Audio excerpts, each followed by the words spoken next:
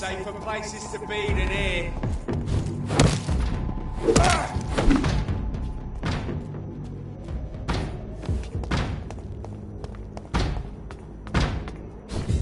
A leech!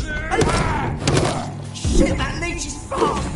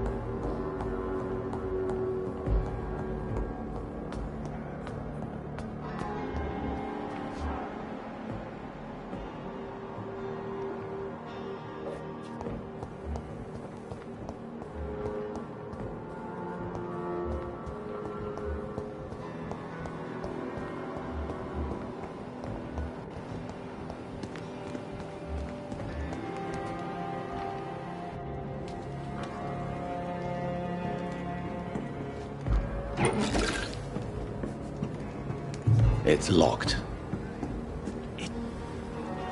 Good evening, Dr. Reed. Such a pleasure to see you again.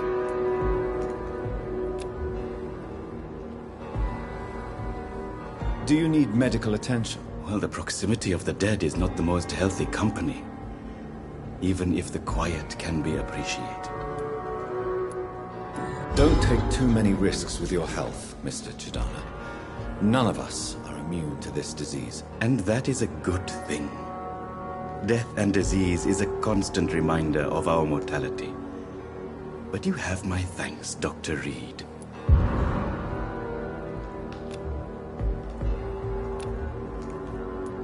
Goodbye, Mr. Chidana.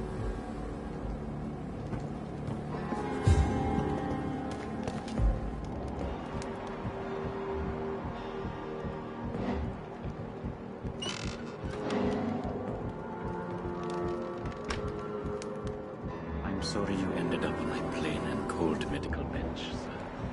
I understand you must be very angry about this unfair situation. I managed to arrange to have you buried in the same mass grave as your wife. I hope that might help.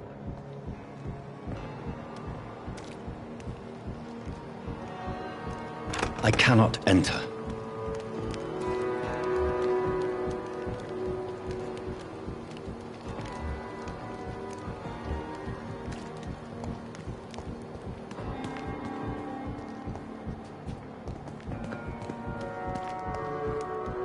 I'm sorry you ended up on my plain and cold medical bench, sir.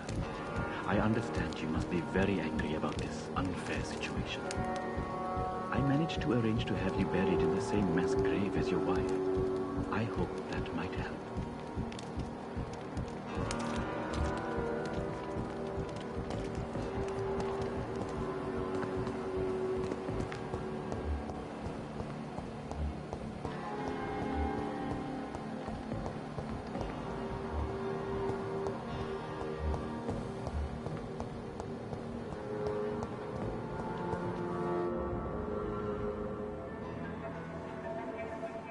You don't mind if I search your pockets, do you, sir? You won't need any of these anyway. I'm not stealing from you, mister. I'm only redistributing your belongings to people who need them more than you. You see, no one has claimed your body, sir, so it would be such a shame to bury you with your valuables. I will not forget you, sir. And I thank you for your generous donation.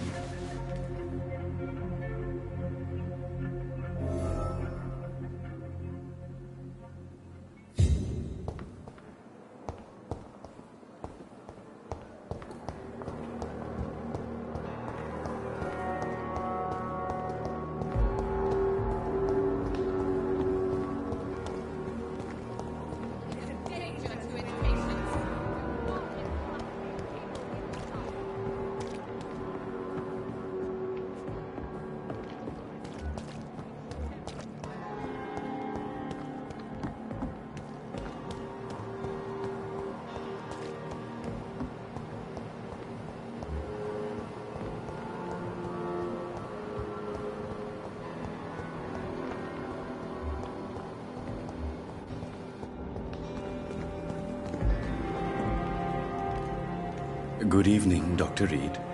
Such a pleasure to see you again.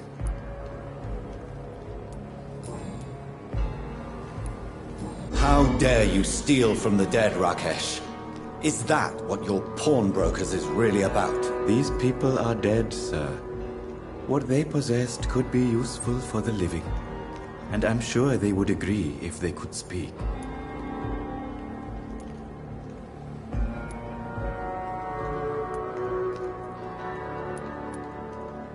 You should show respect for the dead. What about their loved ones who may treasure these items you sell? The bodies I watch over are the unwanted and undesired, sir. I would never deprive anyone of their family artifacts.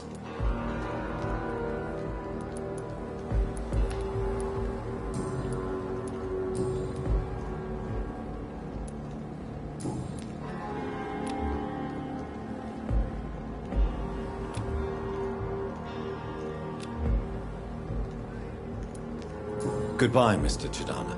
It never ceases to amaze me how you, the dead...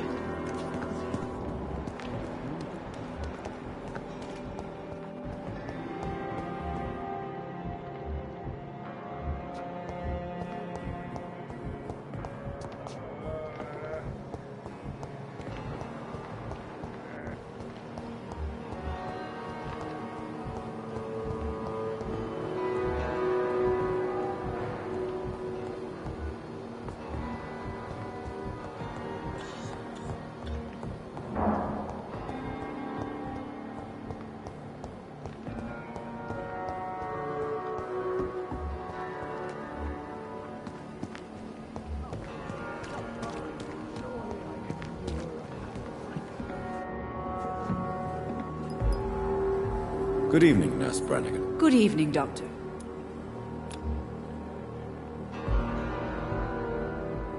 Do you require medical assistance, Nurse? I will be fine, as soon as I can get some sleep. Nurse, you won't be able to help people if you're sick. Take this, and do try to get some rest. I'll try, Dr. Reed. Thank you.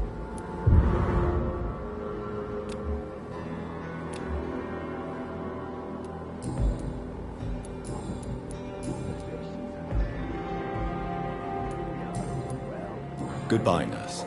Call me if you need assistance.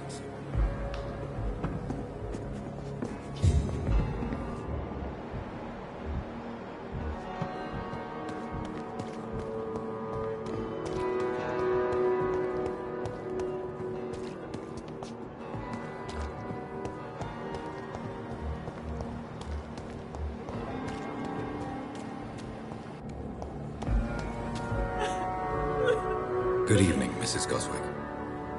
How are you feeling? Spare me your false compassion. It won't change all the bad publicity I intend to shine upon this toxic place. I knew this place was bad from the start.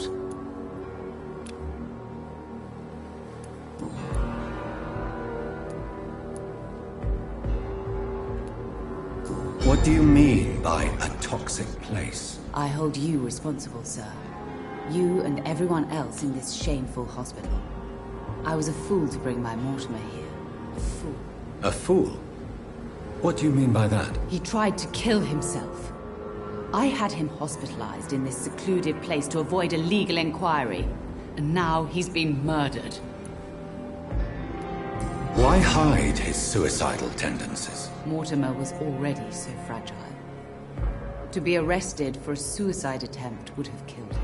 But he died anyway. Violently murdered, yes. My poor boy escaped tragedy only to face an even worse fate.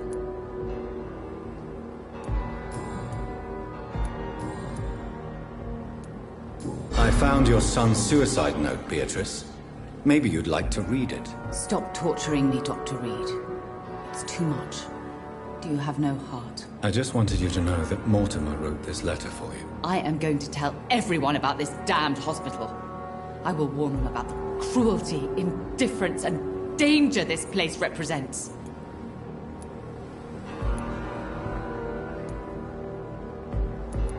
I don't expect you to believe me, but I admire your courage. I really do. I never gave up on my son.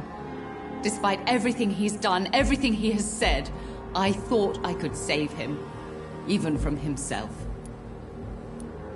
You aren't going to stay here forever, Mrs. Goswick. What are you going to do after your crusade against the hospital? I'll stay as long as I want to, sir. I'm rich. Very rich. And I intend to spend all my money to close this place down. That's my plan.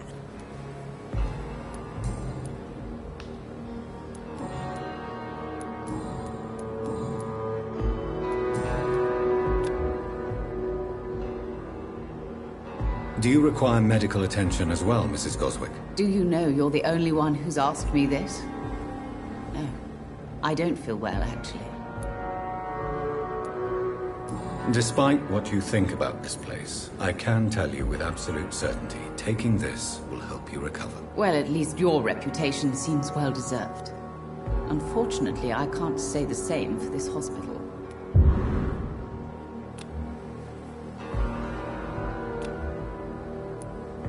Goodbye, Mrs. Goswick.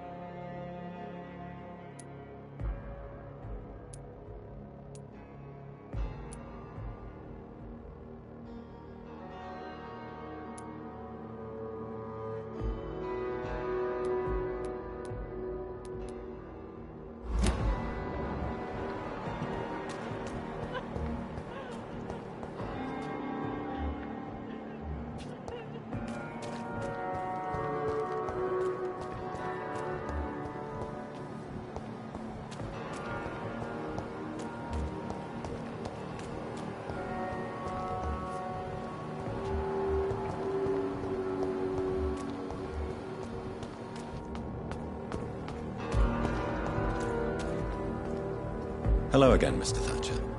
Do you feel any better now? Yes, this neighborhood may stink of dog shit and reek of piss, but to me it smells like the purest mountain air. Are you concerned about the conditions here in London? Not really. Sick people, men in arms, fighting every night. I already faced all this during the war.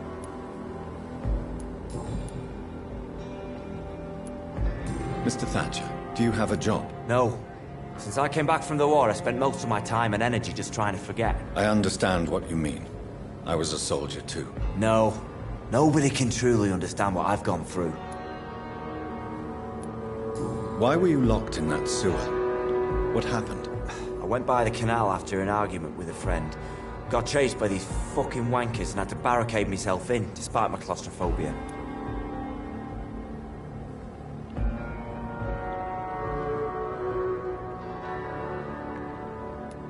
Why did you run? What was the reason for your argument? Newton wanted me to go to a hospital, but I can't stand being closed in. It makes me feel like I'm suffocating. Tell me about your claustrophobia. Has anyone given you an official diagnosis? That's what the bloody doctor said. But I don't want to go to a hospital to get checked again. I'll deal with it my own way.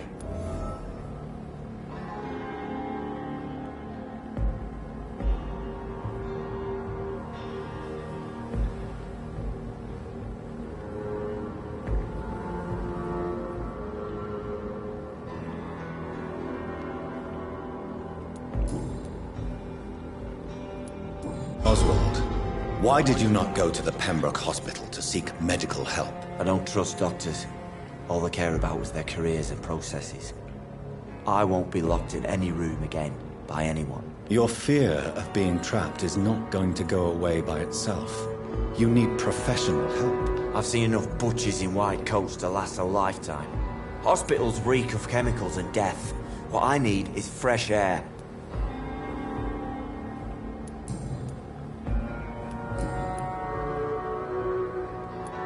Do you want to talk about why you have this fear of being enclosed, Mr. Thatcher? No, I really don't. An irrational fear like yours is usually rooted in a specific event. Perhaps it would help to talk about it. Well, Doctor, take a guess then, if you're so interested in my case.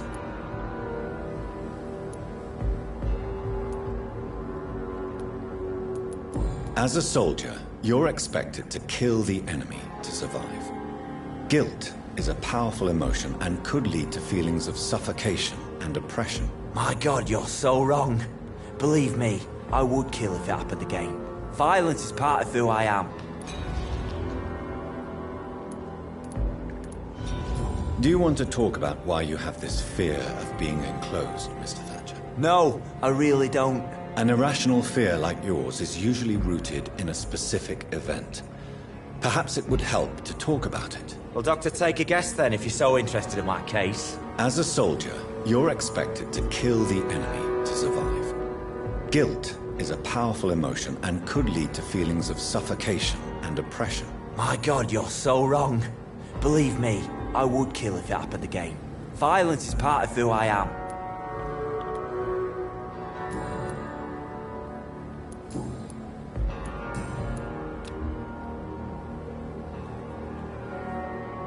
Do you need medical attention? Don't get me wrong, sir. I'm grateful for what you've done, but I've never felt comfortable with doctors. I'm certain you have your reasons. But let me assure you, I'm not like other doctors you may have consulted with. It is true. You risked your life to save me, after all. It would be impolite to refuse your counsel.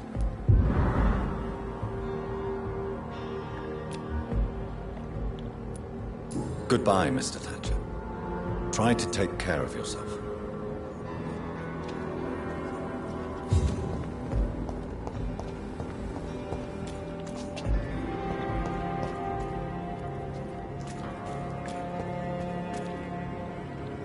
Hello again, Mr. Blight.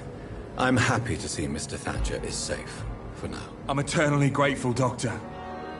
We were total strangers and you helped us anyway. Can't thank you enough, sir. Are you concerned about the living conditions in the city? Of course I am. I'll be stuck here for as long as Oswald refuses to go to hospital. And, unfortunately, it seems the violence is rising. What kind of violence? I believe people have armed themselves and started to attack those that show signs of contagion.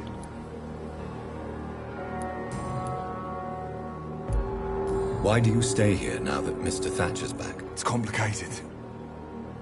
Since the war, Oswald's been really nervous with the idea of entering any hospital. And me, I've got my own issues. Can you speak about them? Rats, sir. Even seeing one, they turn me. Just want to run. It's that fear that stopped me from going after Oswald when he left.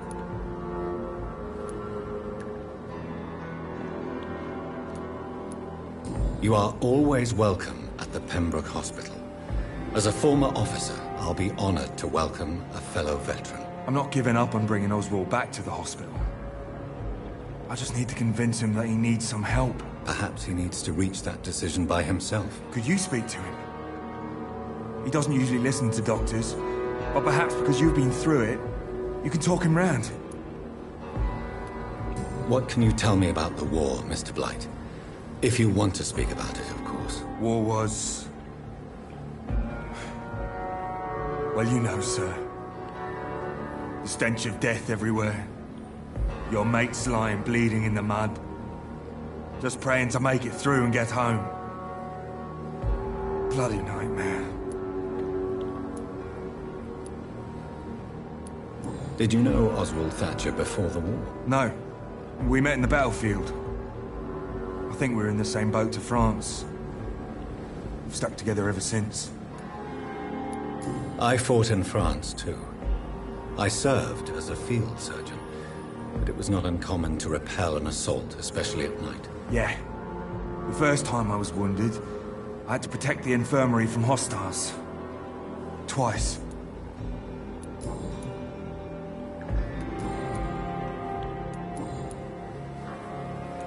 What caused your phobia of rats, Newton? It happened last year following an artillery attack. I was trapped for 2 days in a hole under 2 dead soldiers.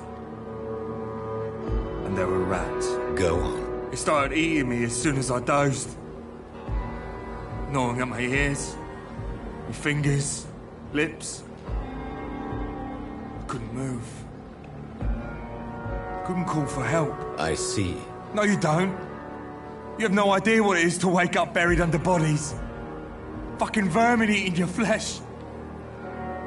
Oswald, he found me and saved me.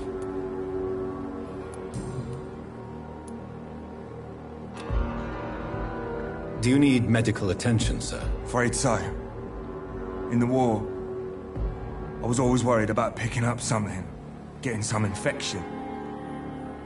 Unfortunately, I've got that fear in London now. Throughout history, some diseases have done more damage to armies than any weapon created by man. You are wise to be careful. You're working at the Pembroke Hospital, aren't you? That's a good enough reason for me and Oswald to go there.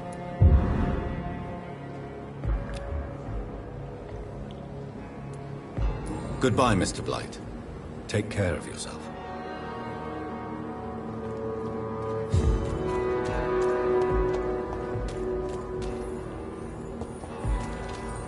It's locked, all right.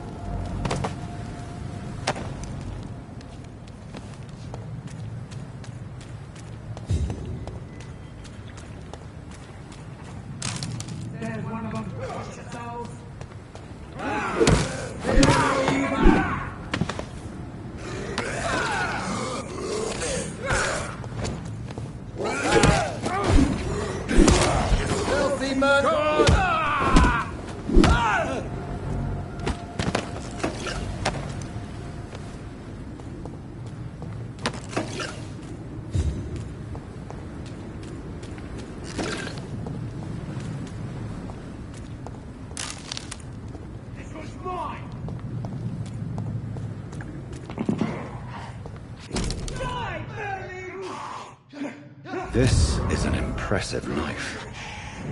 There's a name engraved on the metal. Clay. What kind of man puts his name on a knife?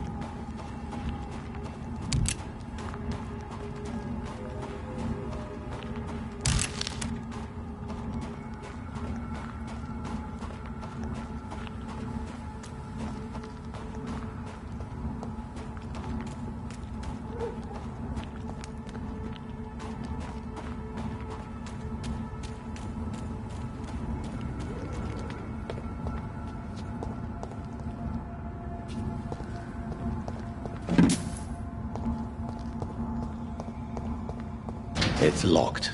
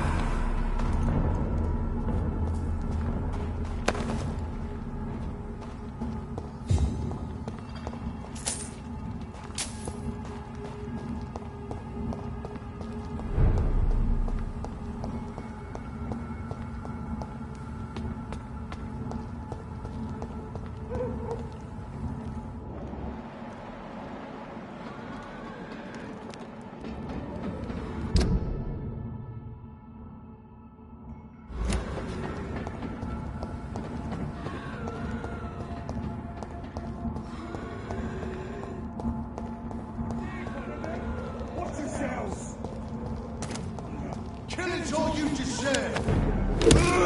No! Oh, how dare you interfere with my hunt?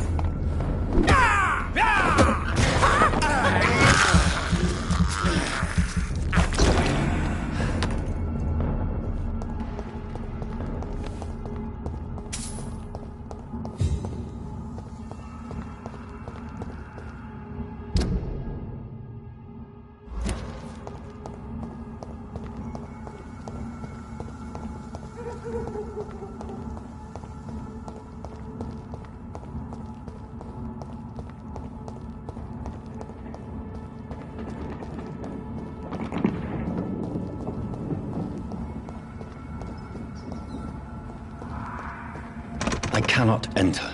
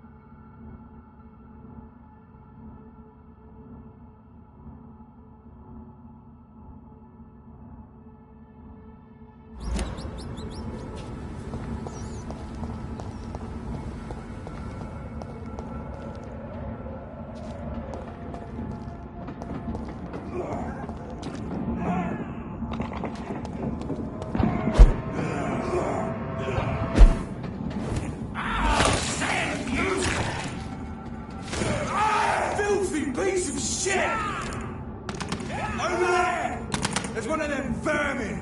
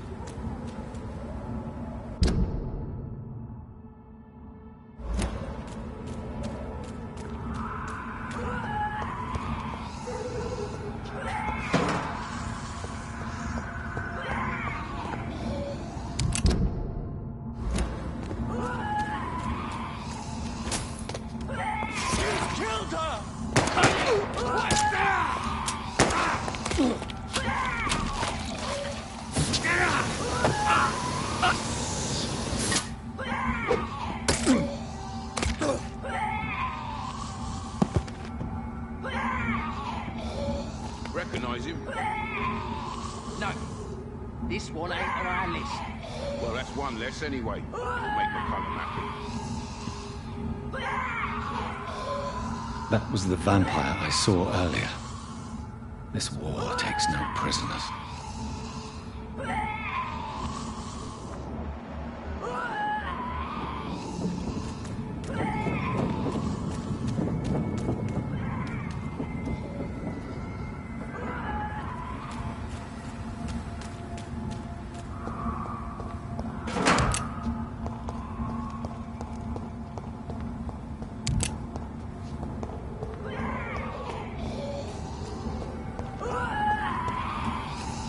It's locked, all right.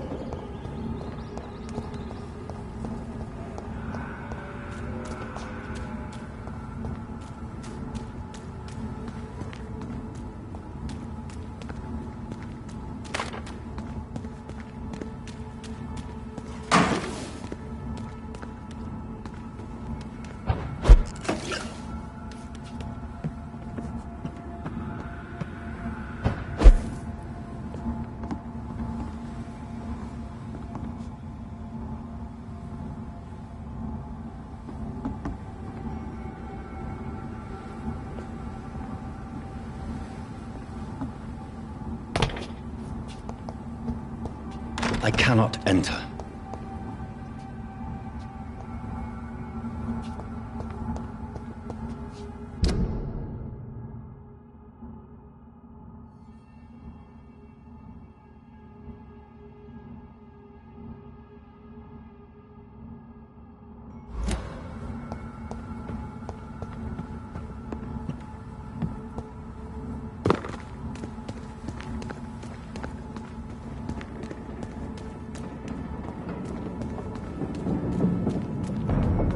Burn it, boys! Over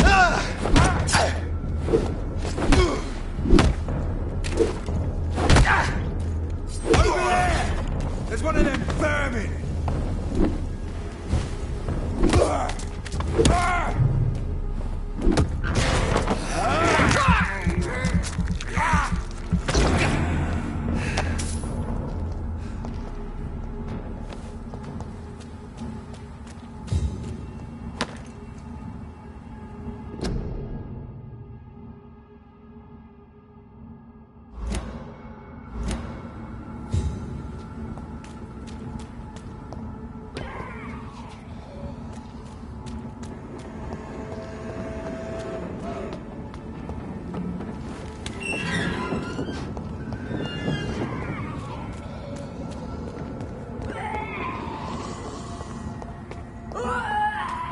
It's locked.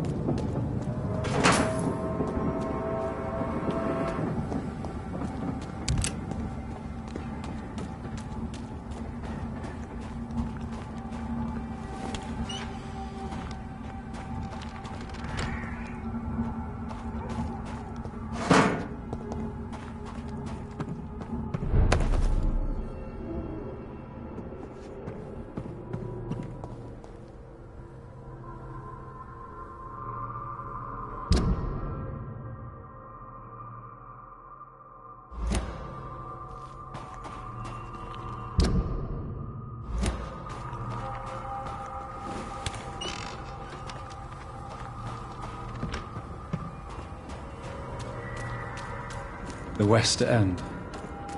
Never have I felt so sad to be back home.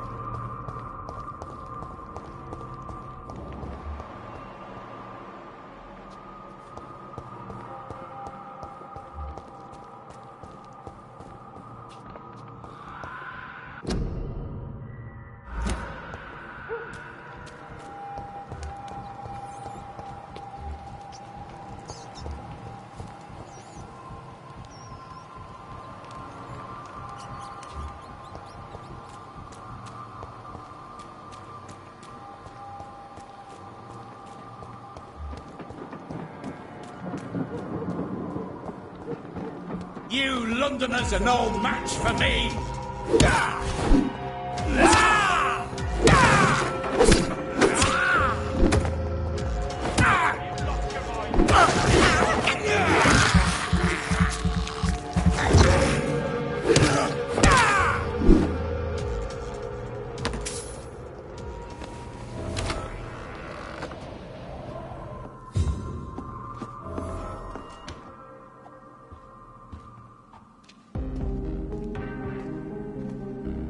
I'm Dr. Jonathan Reed. Do you need help, sir? I think I'm fine. But what happened to my jailer? Be careful. He's as vicious as he is strong. You don't have to worry about him anymore. What happened here? I am Tadao Kimura. I was imprisoned by this lunatic for several days. I thought I was going to die here. You're not going to die now, Mr. Kimura. If you hurry, you should be able to get home safely. It seems that I owe you my life. You have all my gratitude, Dr. Reed, since it is the most precious thing I possess.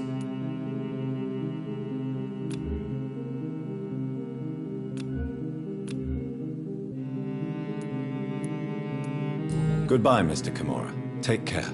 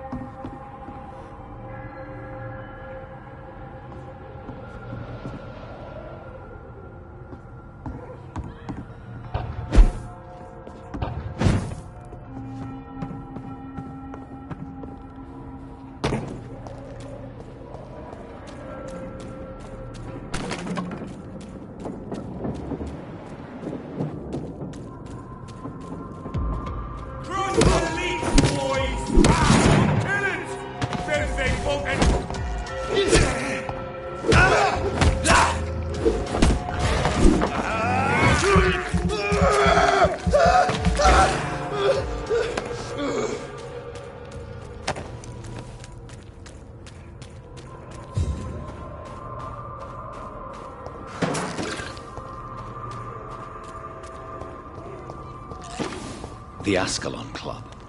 The heart of British vampire society.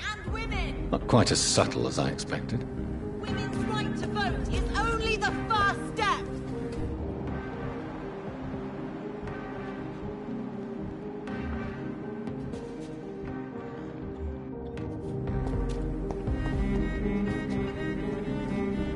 Good evening, miss. Oh my god, no. Please, Mr. Vampire, don't kill me. Please, no. I'm too young to die. I still have so much to offer this world. Wait, no. Why do you think I would... What? Don't worry, Dr. Reed. I know you wouldn't harm me. Mother told me you were in this part of town and might drop by. Your mother? My name is Charlotte, sir. Charlotte Ashbury. My mother taught me long ago how to recognize the signs that betray a vampire. I understand she also taught you how to tease and gently mock innocent young Ekons. It's a pleasure to meet you, Miss Charlotte.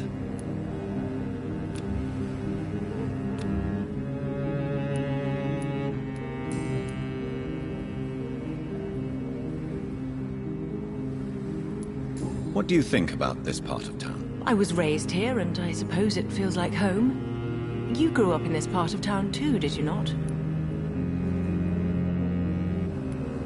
Yes, I was born a few streets away. A small world, is it not? Did you ever imagine that my mother was your neighbor all that time? That you could have met her in a dark alley at night? You won't trick me twice, young lady. We both know Lady Ashbury never hunts or attacks prey at random. Come on, Doctor. Don't tell me you never thought about that possibility. Her fangs on your neck. Oh, are you blushing, Dr. Reed? Is there something that's bothering you? Too much selfishness and individualism for my taste. Even when there was no epidemic. Even if that's partly true, may I remind you that many charitable institutions are financed by the selfish and filthy rich? I suppose you're right. But society must reform and renew itself, or we are all done for.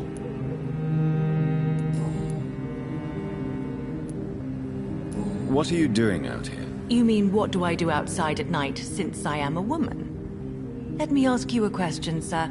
Would you ask the same question of a man? Actually, yes. I ask the same question to everyone who dares to go outside at night, considering the risks. Well, if you must know, I campaign for the right to vote for all women.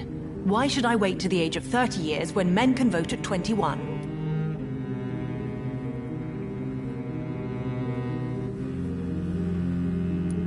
Are you a suffragette, then? Oh, you really are Elizabeth's girl. Without a doubt. All adult women have the right to vote in the US, in New Zealand, and in Australia. But women here can't vote unless they are property owners. No need to convince me, Miss Charlotte. I have shared your opinion for a long time. Even before I met Emmeline Pankhurst. Really? Oh.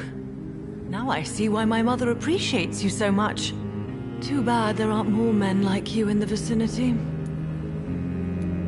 How are the locals reacting to your claims? People here can't wait for a wall to be built to isolate the West End from the rest of town. That's how progressive they are. If this happens, Emily and I will blow it up. Explosives are very dangerous, young lady. And who is this Emily? She is my best friend, and a suffragette too. She was supposed to campaign with me tonight, but hasn't turned up. Have you any reason to be worried about her? Recently, Emily started to believe in... well, she got interested in vampires. I'm afraid she might be in trouble. Let me guess. You spoke to her about us, didn't you? Despite your mother's warning. I think I should try to find your friend. Oh, that would be top-notch. I can tell you where she might have gone. You have my thanks, Dr. Reed. And please, don't tell my mother.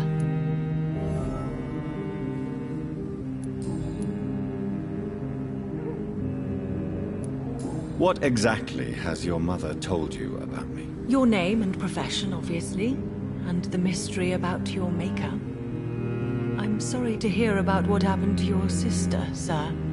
Mother says it was not your fault. Does it not scare you to know what I am? What your mother is? Why should it? My mother is the most compassionate woman. Must I be wary of her, Dr. Reed? Or you? Of course not. You have nothing to fear from me, or your mother. Good to know. And don't worry, my mother told me everything I need to know about vampire tricks, their nature as well as features. Your mother is not like any other vampire I've met. I believe she thinks the same about you, Dr. Reed. Tell me about your adoption. What do you want to know? How did you meet Lady Ashbury? First, I was an orphan in the institution for girls she manages in the West End. When I was 10, she adopted me, and I have lived with her ever since. Did you know she was a vampire when she picked you? The correct word is Ekon, Doctor. And no, I had no idea why my mother only showed up at night. She told me everything when I turned 16, though I suspected the truth for a long time before that. Who are your real parents? Elizabeth Ashbury is my real mother. She raised me and has taken care of me all my life. I have no idea who my progenitors are or were. Do you live with her? I still spend a lot of time in my mother's mansion, but I have my own house now. I have a life to live, you see. And one day, I'll have my death to face.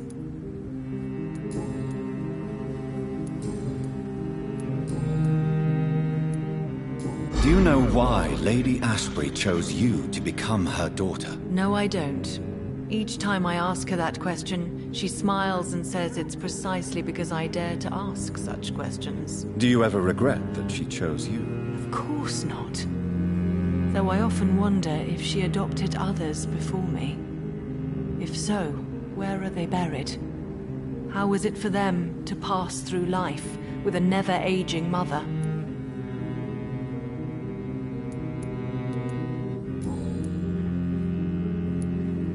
Goodbye, Charlotte. Give my best regards to your mother when you see her. She's been quite busy these last few nights. I suspect you may see her before me.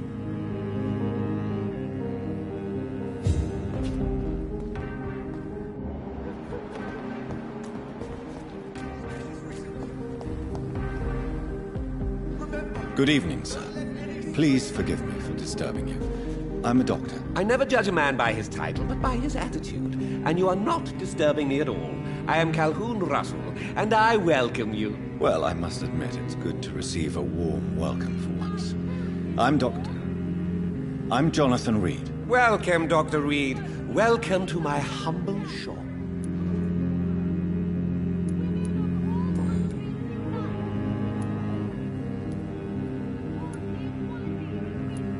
How is the situation in this part of town? Life is good and peaceful.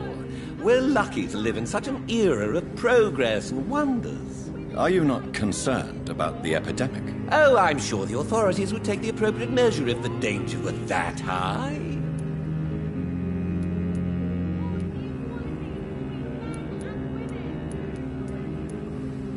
You cannot expect the newspapers to expose the truth while the war is still raging.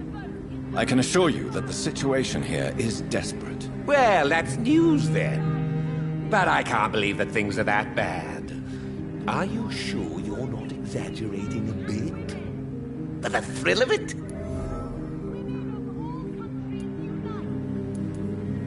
What can you tell me about this place? I recently found the best steak and kidney pie in the city. I'd be glad to share the address if you want.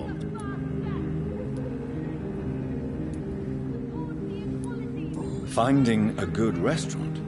Is that really all that interests you? Oh, I have many passions, but nothing brings me ecstasy like subtle and exquisite flavors from my teeth to my belly. I must confess, I have quite specific tastes when it it comes to nutrition. Really? Well, I'm always happy to try new exotic meals. If you ever find an intriguing table, please share the address.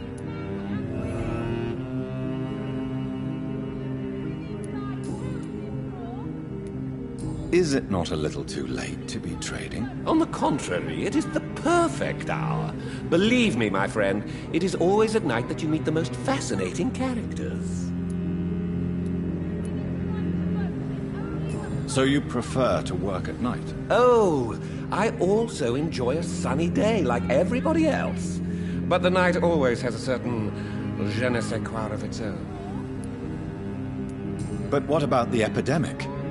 The bombs and raids? And all the random violence? Please, sir, this is London, England. We will prevail. And if a bomb must fall on my shop, then I'll be there to hear it falling.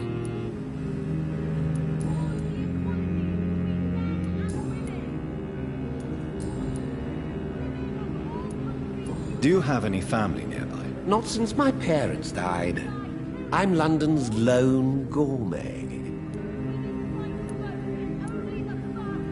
London's lone gourmet? What a strange title. I used that name in my early years when I was a food critic, and I kept it. Really?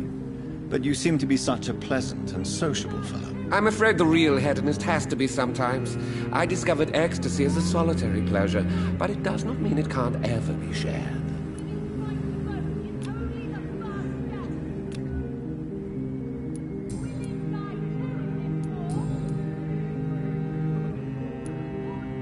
Goodbye, Mr. Russell. I'm sure you'll take care of yourself. Women of all countries unite! Women die too in this war! Support the equality between men and women!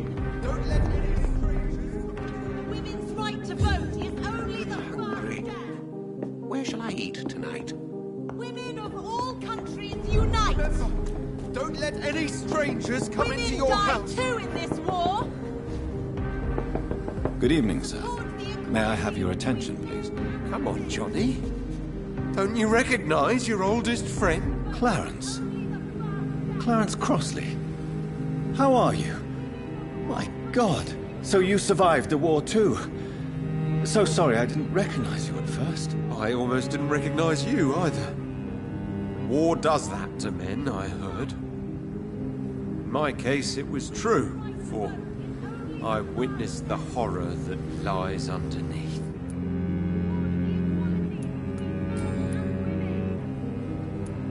When did you escape the war and return to London? You know what's funny? I almost never think about the war. Not anymore. I'm involved in another kind of battle now.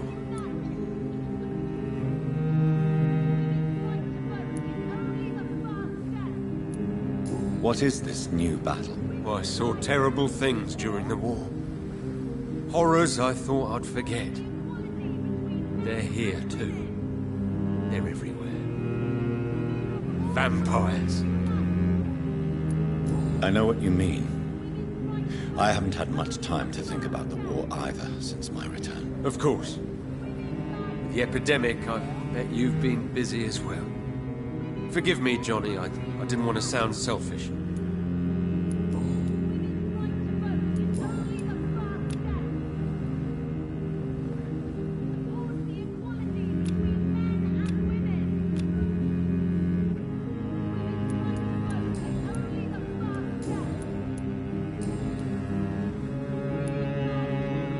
How is your wife, Venus? We've spent so much time away from each other. So many things have happened. Is everything all right at home? Surely Venus was relieved to see you return from France in one piece. Have you forgot what people are like in this part of town, Johnny? Venus fears for our family reputation. Now her husband has become the village idiot. But you're alive.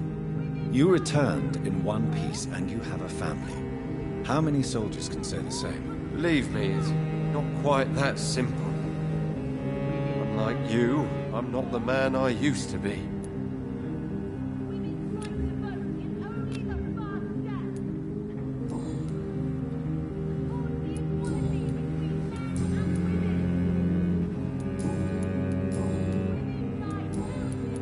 You need some rest, Clarence. You should try to sleep. Unite! Women's right to vote is only the first step! Good evening, Miss Ashbury. And good evening to you, Dr. Reed.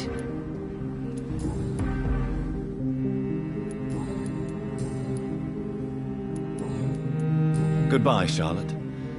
Give my best regards to your mother when you see her. She's been quite busy these last few nights. I suspect you may see her before me.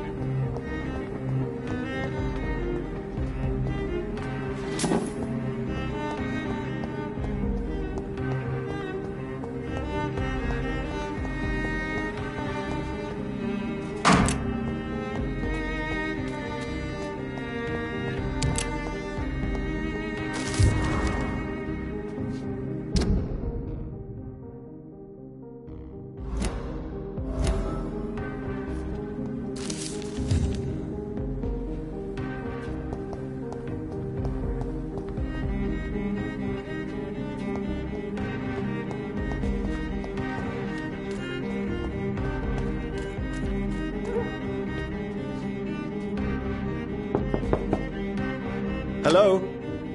Is anyone there? Jonathan, is that you? I did not know you were back in London. Oh, my dear Johnny, I'm so sorry for your loss. Mary was such a sweetheart. Thank you, Venus. May I come in? I was going to bed, actually.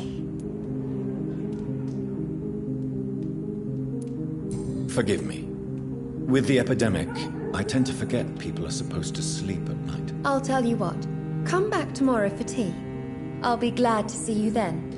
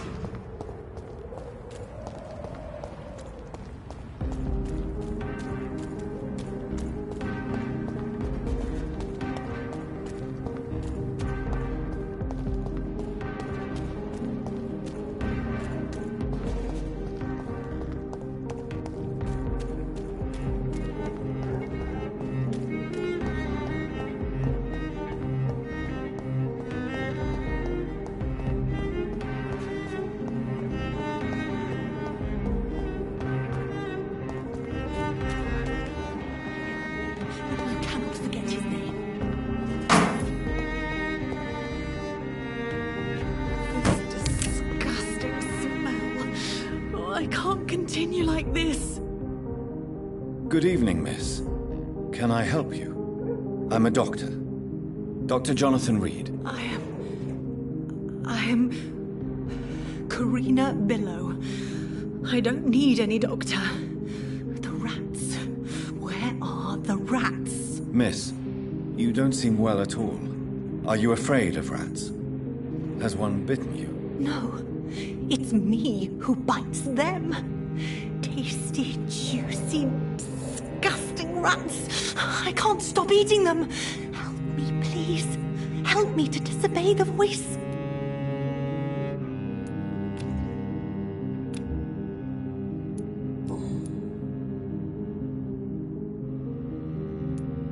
What happened to you? The rats. The answer hides in their little crunchy bones. Their juicy, tiny brains. Miss Billow, please, try to concentrate. Why do you worry about rats so much? The voice in my head. He forces me to do so. Drink their blood, he said. Eat their flesh.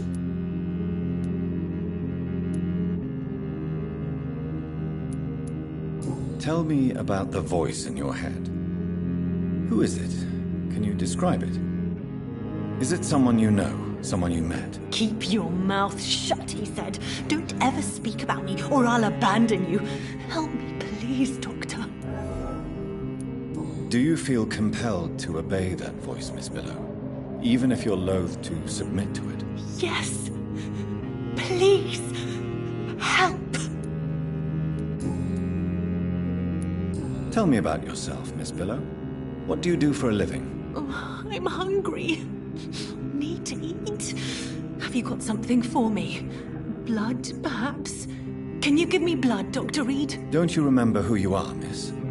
What you did for work? I was strong, proud.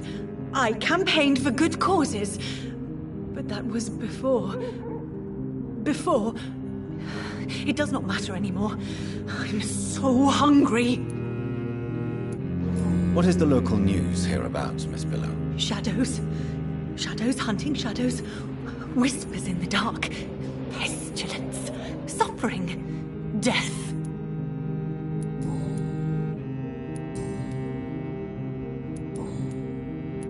I must go now. Goodbye, Miss Billow.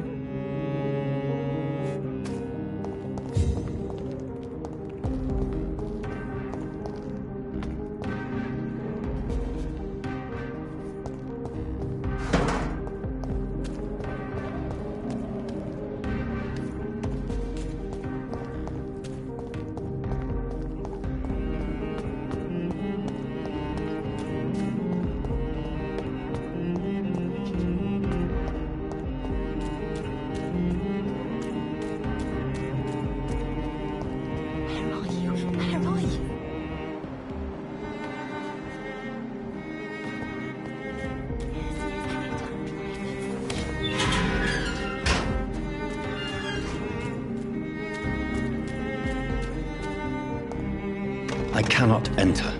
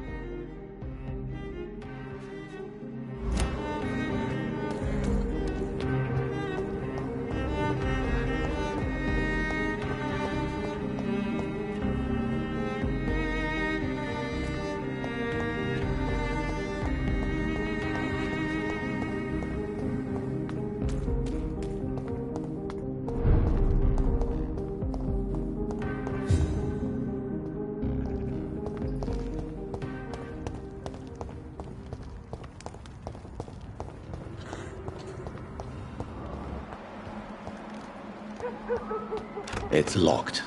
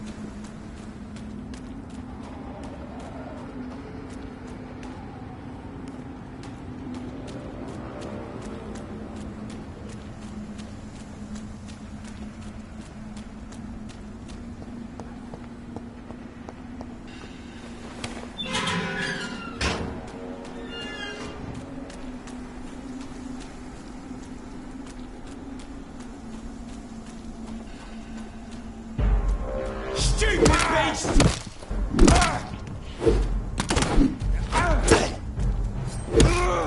Filthy piece of shit!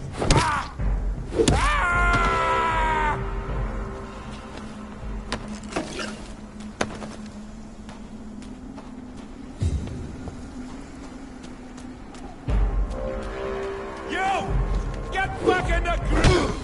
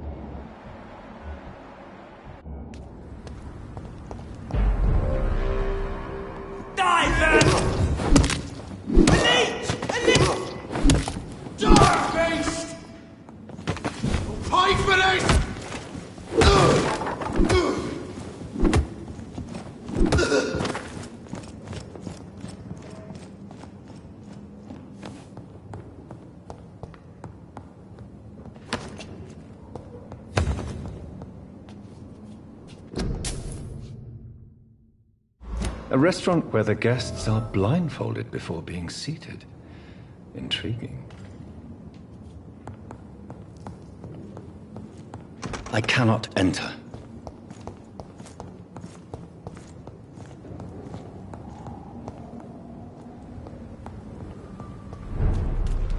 Did you hear me? Leech spotted!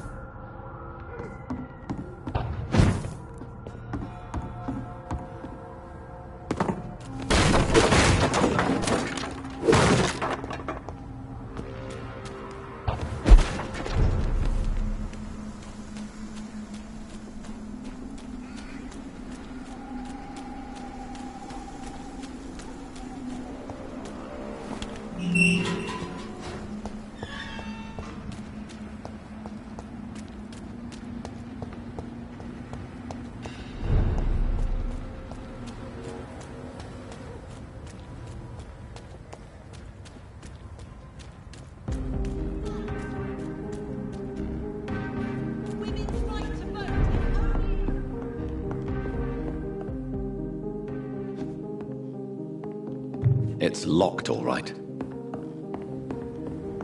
Women die too in this war.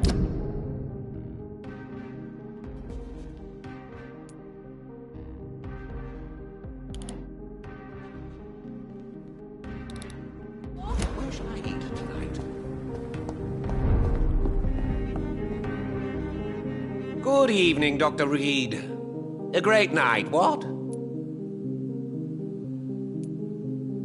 I have found a restaurant that could satisfy you, Mr. Russell. The most intriguing and exotic restaurant in London. Really? You have piqued my interest. Where is it? It's a place where you eat in complete darkness and try to identify your meal without anything but your palate. My, oh my, how interesting. It could even be fun to eat a little poisson et frites that way. Oh, thank you, Dr. Reed. Please, have this for your research.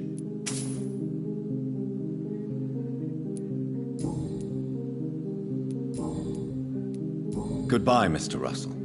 I'm sure you'll take care of yourself.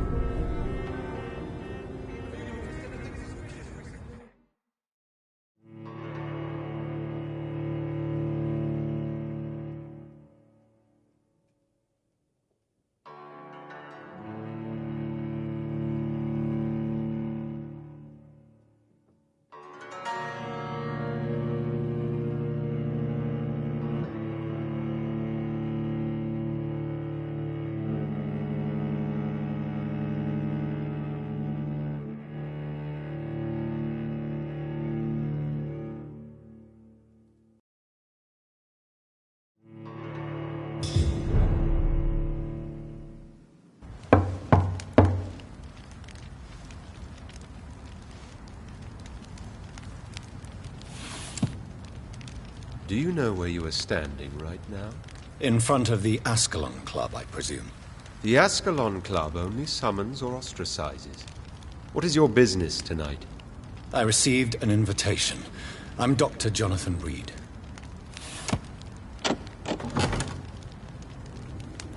Welcome to the Ascalon Club, then, Dr. Reed. Please proceed.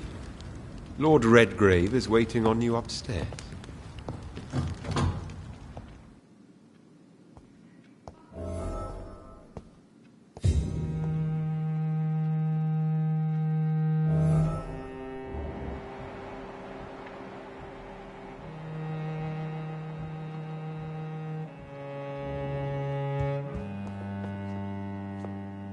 There has been quite a battle here.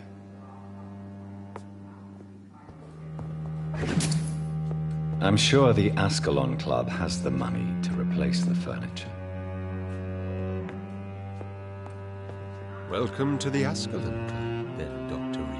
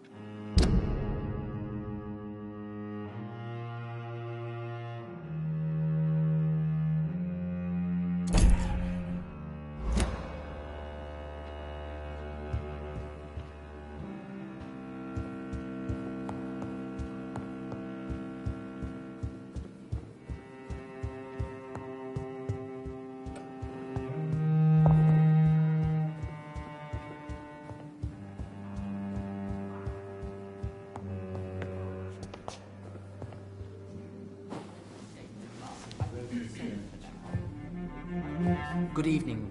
We repel the intruders for now.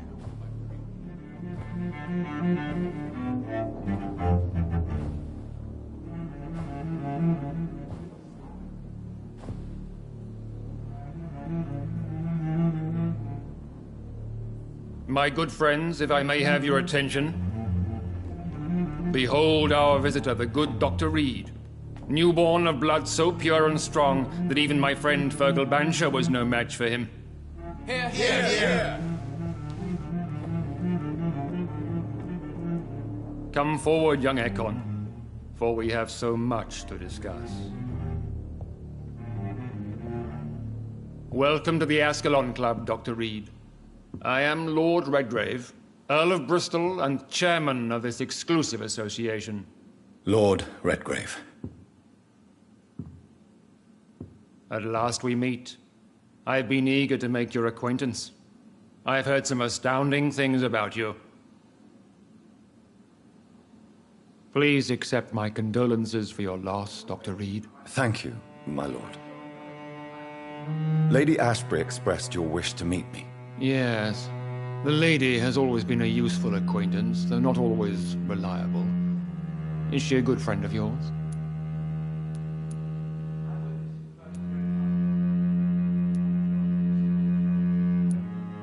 Yes, she is. I may even say I admire her probity and her kindness. She has helped me since I was reborn. The centuries have taught me never to trust a woman completely, especially if she is immortal. Too prone to emotions, if you ask me. Too fickle when it comes to important decisions. My lord, do not expect me to speak ill of Lady Ashbury. Of course not, and I praise your loyalty. Would you offer the same fidelity to the Empire? What do you mean? I speak of the Skull Plague that threatens London and the country. You have been on the front line in the East End, but the time has come to open up a second front here. The epidemic has escaped the quarantine. You have new cases of the outbreak. We don't know for certain, but we cannot allow the disease to threaten the prominent heads of Great Britain.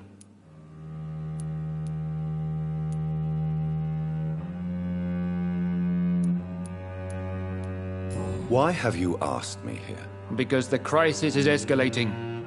Our enemies, the Garda Priwen, have even launched an open hunt. The only way to calm things down is to put an end to the epidemic. You want me to find possible sources of the outbreak in the West End? Is that it? Ah, straight to the point, like all eager newborns. We shall have time to talk about all this, Dr. Reed, but first, I should like to get to know you better. Talk? Is that the only reason you asked me here? Well, no. I also wanted to meet the intriguing Ekon who made such a powerful progeny of his sister. You have not learned the name of your maker, am I correct?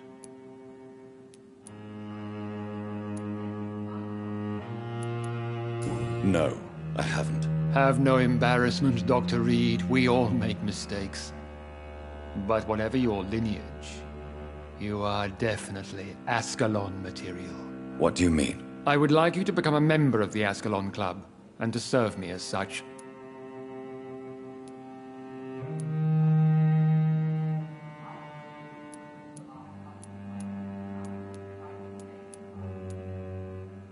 Before I accept, I have so many questions. Please ask.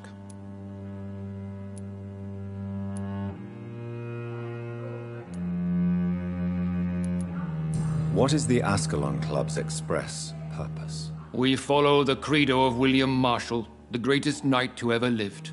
As was he, we are sworn to protect the British Empire. William Marshall founded the Ascalon Club. Not exactly. William Marshall granted me immortality, and I founded the club a few years later. The good knight has been gone for so long. What does Ascalon mean? Ascalon was the lance wielded by St. George, glorious patron saint of England when he slew the dragon. And like that lance, we pierce the hearts of all our nation's enemies. What does it mean? to be a member of the Ascalon Club? It means that you swear to protect the interests of the Crown, that you become a loyal servant of the British Empire. Do you have any official recognition from the government? A charter from His Majesty the King? No. Of course, the Ascalon Club publicly supports the Empire, but the true nature of its members remains a secret. Am I supposed to follow orders? As founder and chairman of the club, I alone am entitled to make demands of our members, and I do appreciate obedience. I killed Fergal, who claimed to be one of yours, sent to cleanse the East End of all Skulls. Will his death be an issue? Do not worry. My priorities have changed. Fergal was a zealous servant of mine, but like any servant, he had his limitations and is readily replaced if necessary.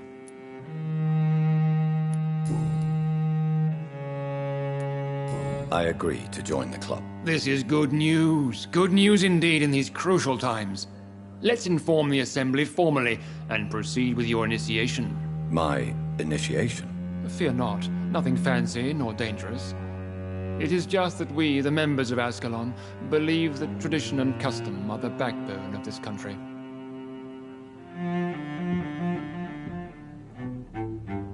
My fellow members, dear friends, please gather and welcome this Ekon as one of our own. Is he worthy?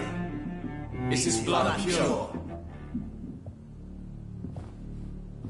Well, speak, Dr. Reed, in front of the most sacred blood. The blood of our beloved William Marshall, speak now. Will you serve and protect the crown as he did? Yes, I will. Then, young Ekon, it is time to testify with your blood. It is time to sign the Book of Allegiance. I know it's awfully gothic and a tad pedantic, but England's traditions are the backbone of our nation.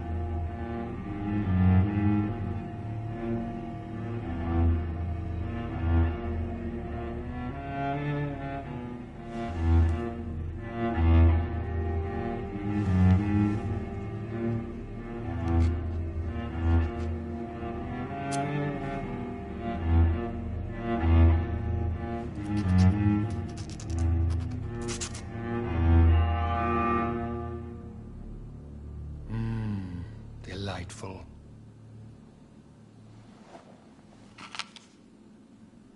Welcome to the Ascalon Club, Dr. Reed. Take your place among the bearers of the lance. One of us! One of us!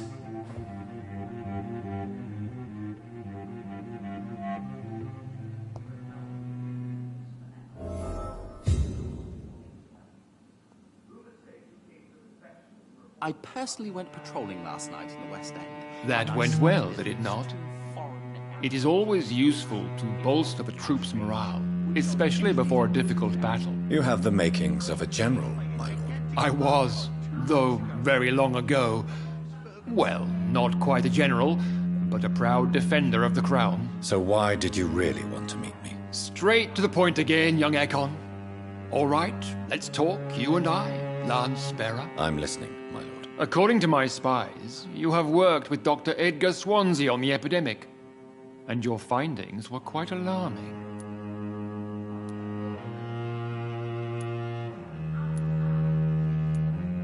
Do you know Edgar Swansea? Not personally, but I've been told he has some sort of immortal fetish and is a good friend of yours. Does it bother you that I consider him my good friend? As long as you reveal nothing of the club's inner workings, why should I forbid you engaging in conversation with the good Dr. Swansea? You are spying on me? Not personally. I rarely leave this building. But once he found you, Fergal kept me informed. Until you put an end to his mission.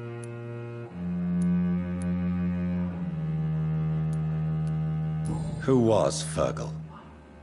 I don't see him sipping tea with the others in the club. Fergal Banshire was my squire of sorts. Even before becoming that magnificent beast, he was a brute. He served me well for decades. No, I mean, what was he? He was clearly no ordinary vampire. No. He was a Volcod. All muscles and instinct. Quite the rare breed. Ferociously territorial. Mortals often mistake them for werewolves. You do know I killed him? Yes. Will you bear ill will towards me for his death? Of course not. Your victory was quite impressive and courageous.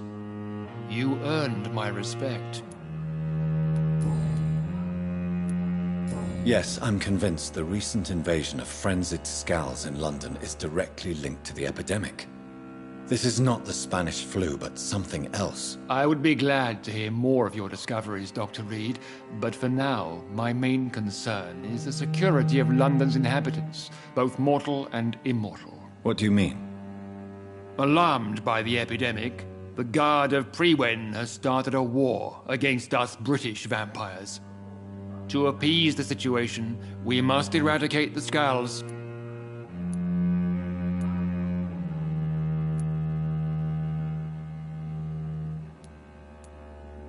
Skulls are malevolent and disgusting creatures. I knew I was right to induct you, Dr. Reed.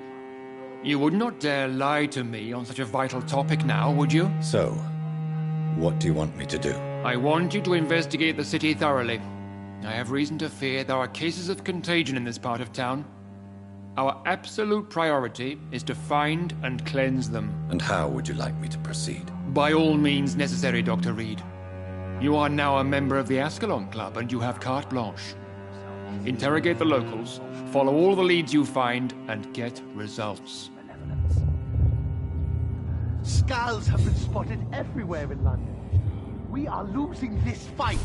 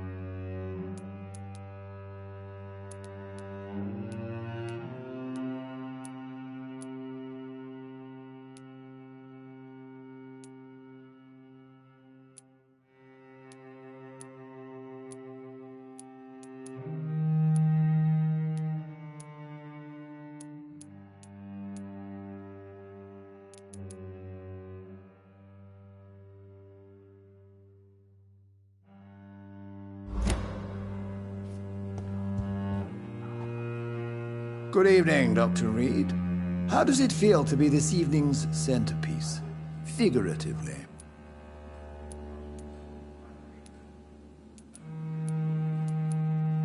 I feel perfectly fine. Do I have cause for concern? Do not be alarmed. The Ascalon Club has a tried and tested policy for choosing its initiates. May I ask who you are, sir? Why would you be interested? Well, as you seem to be the only man in the room with a beating heart, you draw quite a bit of attention yourself. Ah, vampire senses never cease to fascinate me. They dwarf those of mere mortals. I am Aloysius Dawson, by the way. But I'm shocked no one took the time to clean up the mess inside the club since we were attacked. Are you a member of the club? Yes, I am. And I have been for many years. And will be until the day I die. Are you sick? Personally, I consider my advancing years are a sickness in itself. My body is slowly abandoning me, Dr. Reed. What can you tell me about it? It's not really my place to give you such information. I am merely a mortal member, and a dying one at that. Are you not afraid? You are surrounded by vampires. Sir, it's for that very reason that I joined the club in the first place.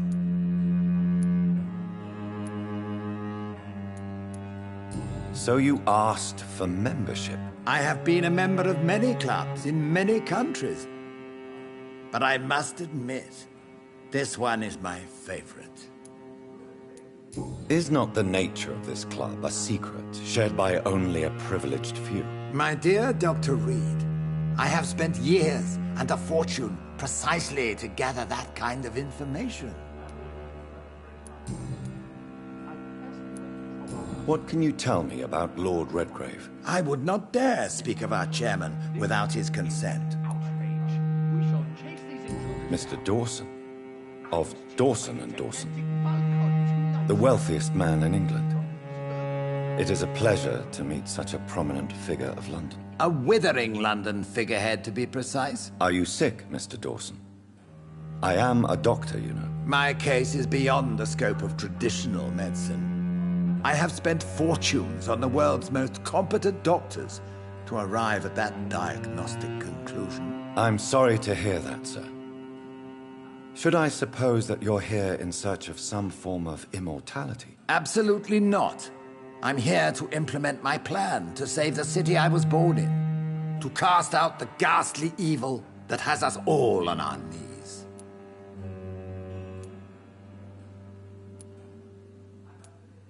What is the situation like in this part of town? I am sure Lord Redgrave will enlighten you more effectively than I. What do you know about the Guard of Priwen? I should not say this, but I admire their commitment. This is what the nation needs right now.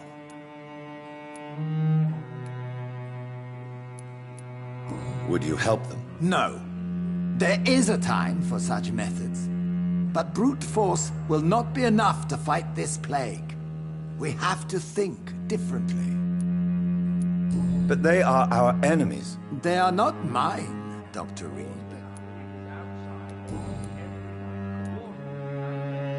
Money cannot solve every problem. This mysterious epidemic is going to require more than money can buy. You're right. Money is nothing unless one has the will to wield it. I have a plan, sir.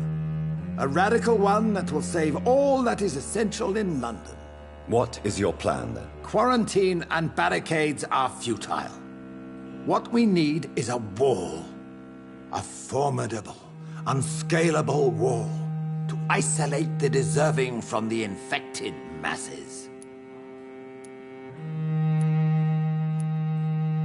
Complete isolation has proven effective throughout history.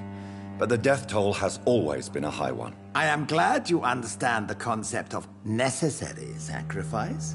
Are you not mistaking sacrifice for summary execution? Why do you care? Are you not a vampire? Removed from all mortal concerns? Decisiveness is what the city needs, and it needs it now.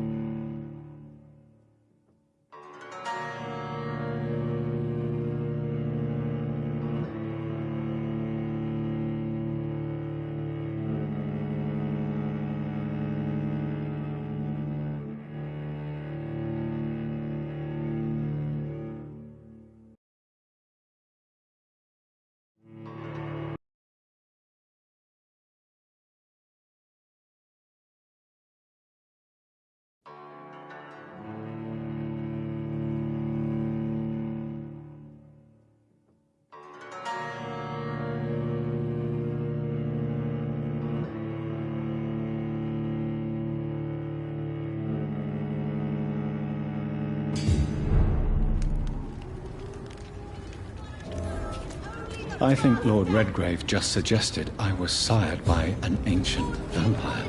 Between men and women. Women of all countries unite. It has been such a long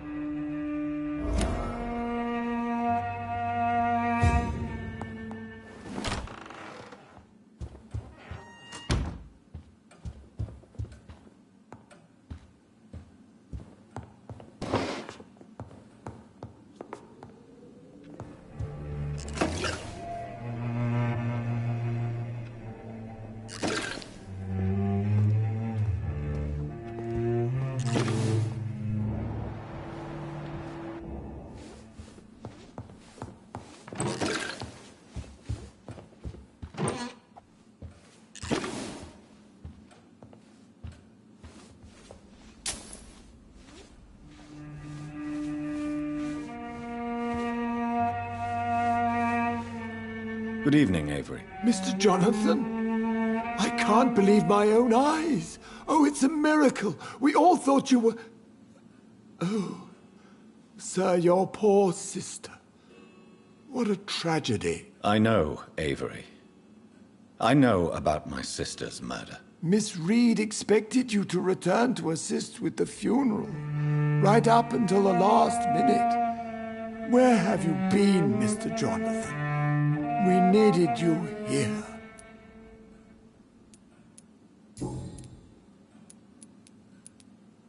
How is my mother? Not well, I'm afraid, sir. Miss Reed is very fragile since the police brought her back home. The police? What happened? Miss Reed was found walking in the streets. She kept saying she had spoken with her son and daughter. She's resting now.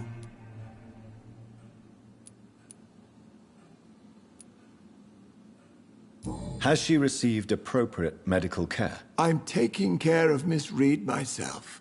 Hospitals are so overwhelmed by the epidemic that they can only accept patients infected by influenza. Perhaps we could arrange a short trip. Somewhere sunny, like France. She has always been very fond of France. I think leaving London could do her good. I'm afraid Miss Reed is too frail for the moment. Recently, she started going out at night without remembering it. I have to watch her carefully.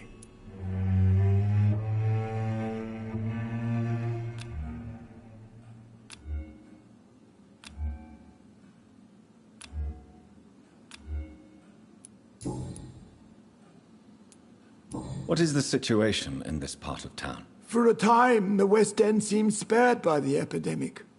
But the situation is getting much worse. Have you no relatives anywhere? I'll understand if you want to take a few days to see family. Your father managed to guarantee my earnings as long as I take care of this house, sir. My sisters are dead, and I've never met my nephews. I'll stay, sir. I'm sorry I could not be here for Mary's funeral. Your mother was strong, sir, but your support would have been appreciated. Apart from the priest and I, no one else attended your sister's funeral. To be present at the funeral with you both was my dearest wish, Avery. But I'm sorry, I simply could not attend. I would not dare to question your absence, Mr. Jonathan. All I can say is that we missed you a great deal during these difficult days.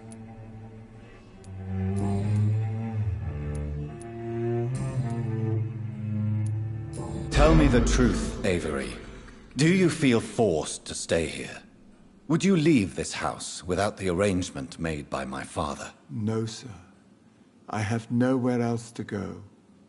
And I promised your father I'd take care of his family as long as I lived. This house is dead, Avery. There is a curse on this family. You really should consider leaving. If only you could have been here sooner or more often. maybe this house would not be that empty. But you're here now, sir, so my task is not over.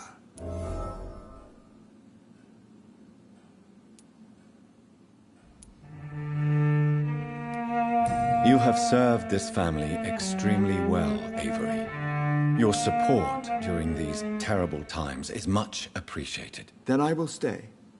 All I ask is that you take care of my own funeral if I die before the end of the epidemic.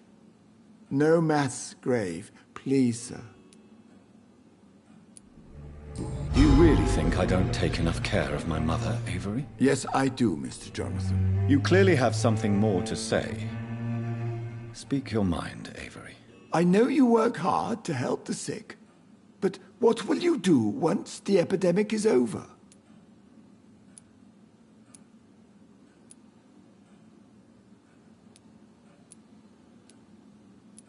My home is here, and I have nowhere else to go.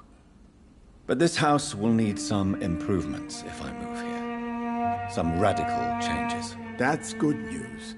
Whatever changes you have in mind, I'm sure we will find an arrangement that suits your mother also.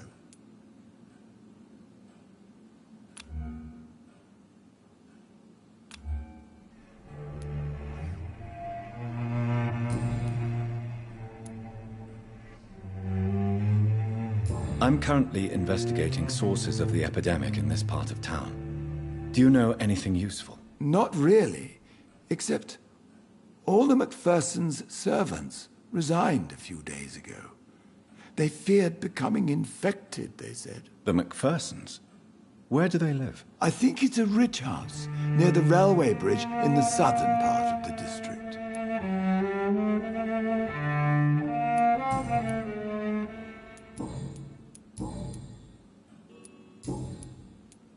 Goodbye, Avery. Please watch over my mother until I return. Of course, Mr. Jonathan. But please return as soon as possible.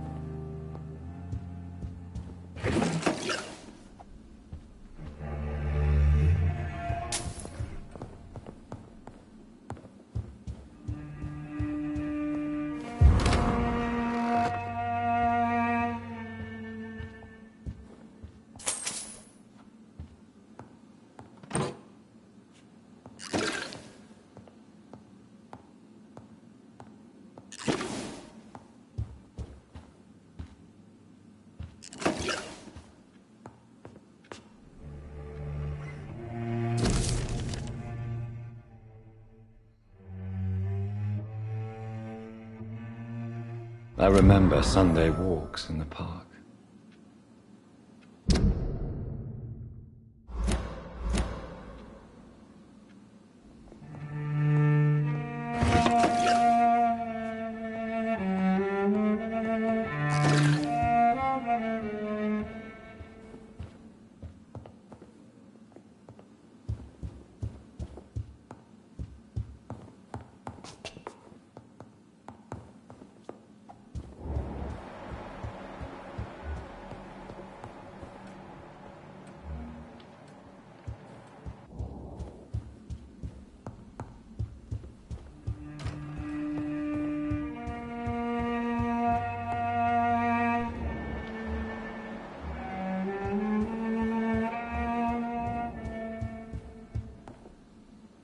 Mother, good evening. Jonathan!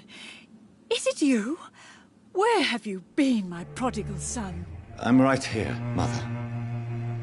I'm finally home. Yes, but this son of mine was dead and is alive again. He was lost and now found. But where is your sister? Where is Mary? Mary? She is gone, Mother. I know she's gone. The question is, when will she return as you have? I miss my grandson so much. It's been days since their last visit.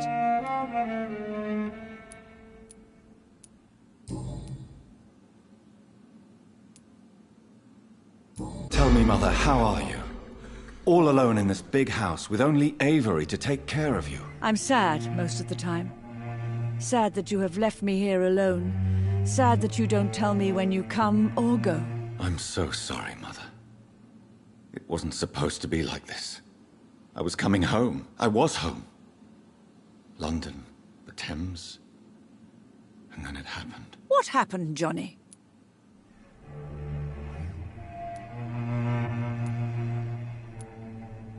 I lost my way. Somewhere between the boat and the house, my life changed completely. You should have told me, Johnny. I would have understood. You always were a secretive little boy.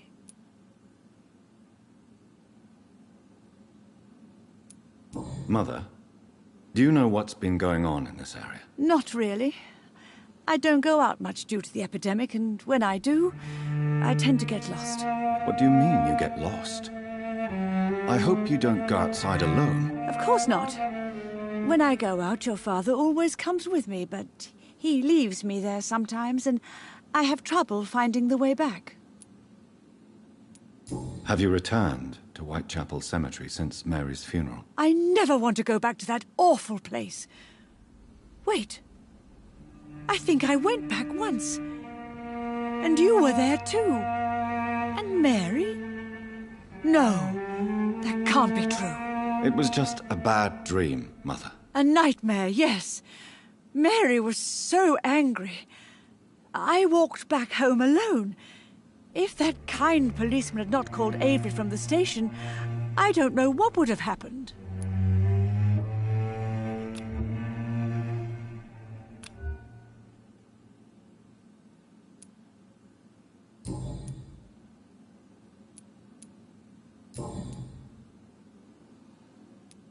Father seems to have left me some documents. Some sort of treasure hunt game. Do you know anything about them? No, Johnny. But your father always loved to write these little games for you when you were a boy. Don't you remember?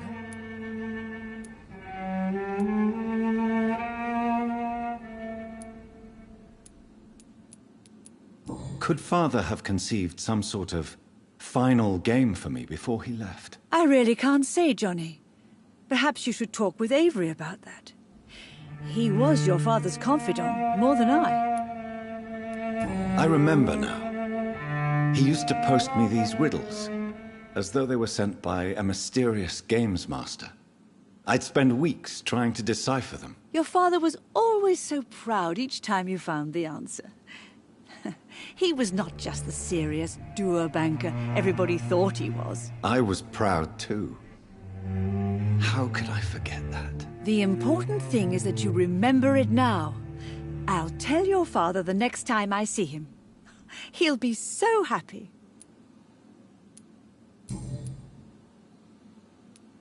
Why do you say Mary is visiting you, Mother? You know that's impossible. Why should it be? Are you not standing in front of me right now? Why should it be any different with your sister?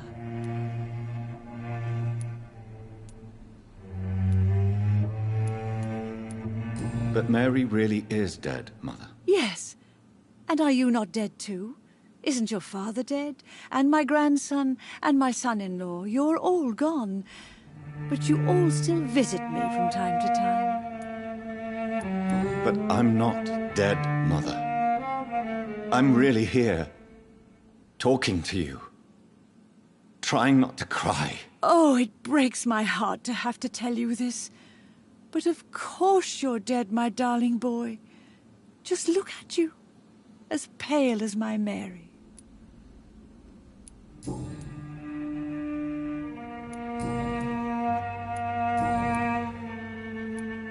Do you think Avery is right? Do you think I should take better care of you? I don't blame you, but you abandoned me, son. A mother should not survive her children. It's unbearable to know you're not here anymore.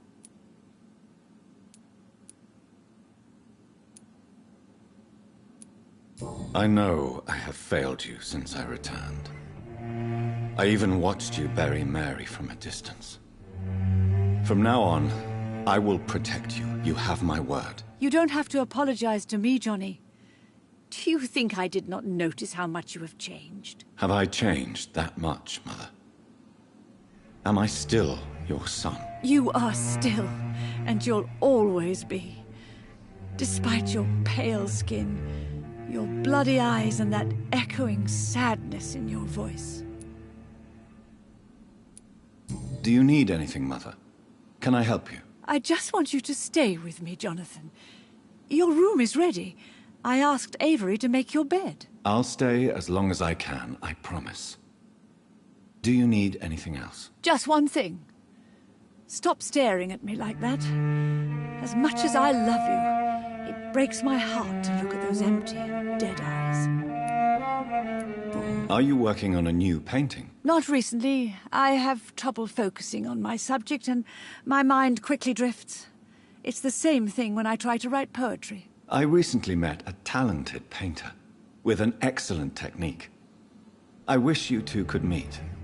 I'm sure you'd like her. I'd be glad to meet her. What is her name? Is she famous? Is she dead too? She's not famous, and her name is of no importance. And yes, she is also dead. The important thing is, I hope you two get along.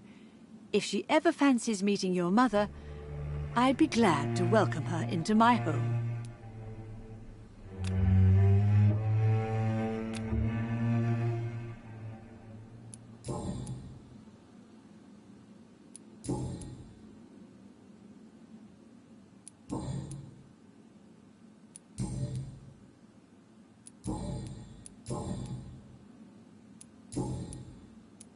Goodbye, Mother. Try to rest now. Goodbye, son. Please come back soon.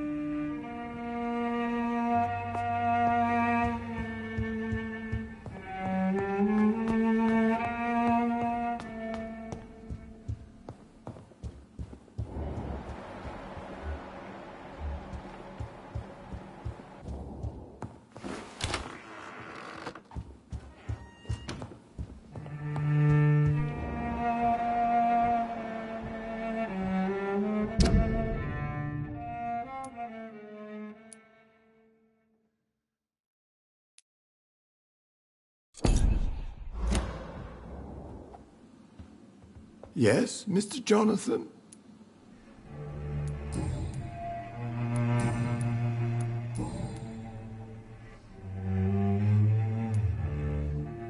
I found an old letter written by my father and addressed to me. Do you know anything about it, Avery? Your father wanted me to give you this letter for your 35th birthday, but you left for the war, and the letter remained in his office until tonight. I realize now you knew my father better than I did. Do you know why he left, Avery? Did he ever speak to you about his departure? No, sir. Mr. Reed was not exactly forthcoming. Perhaps this letter will give you the information you require.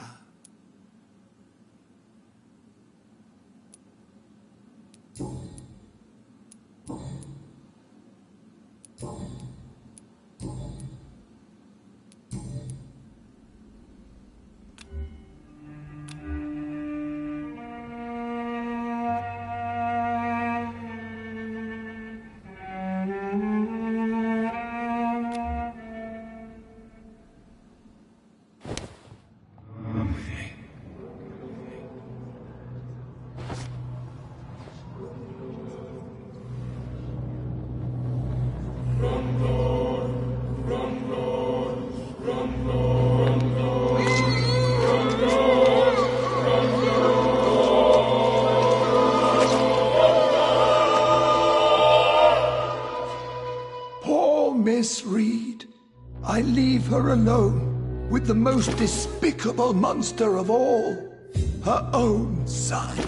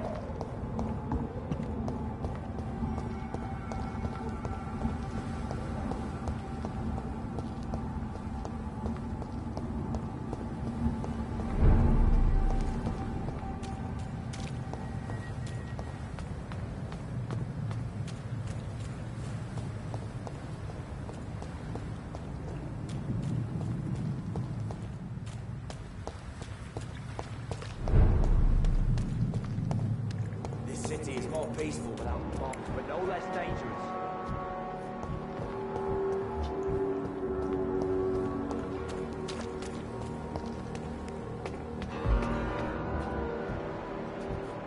We were supposed to be safe. For what?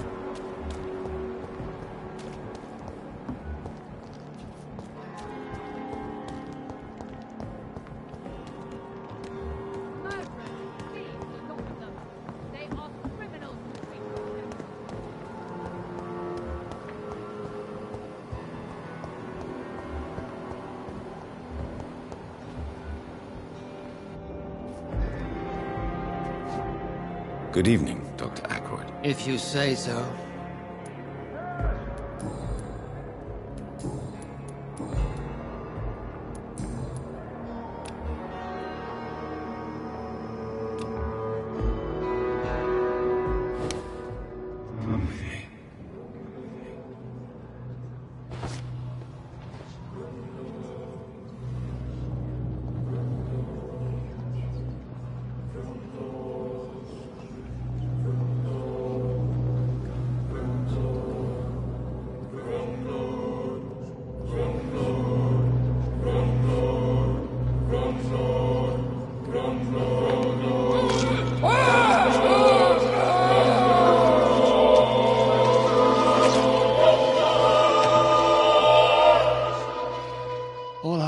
patients. So many of them. Will Strickland be up to the task? I wonder.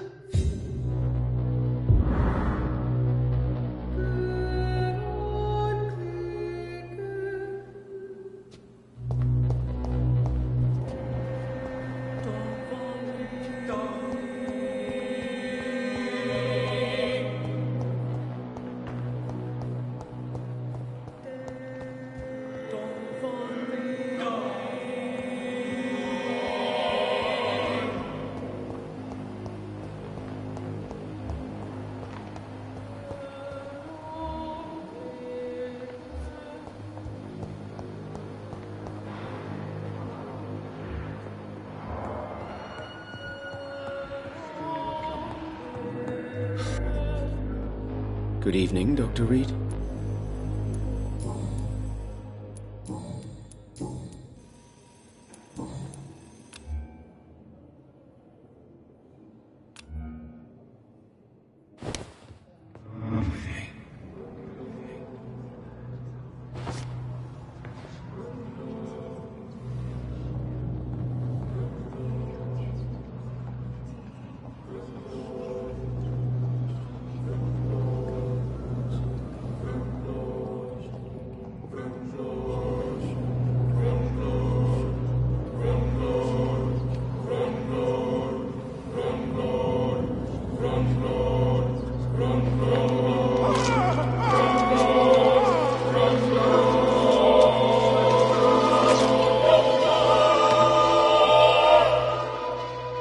I could have saved Mr. Fiddick if I had more time.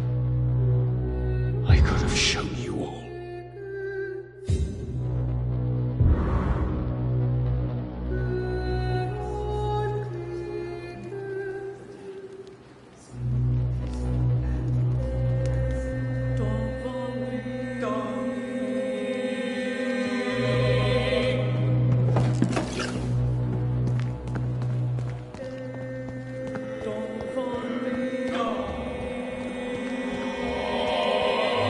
It's locked, all right. It's locked.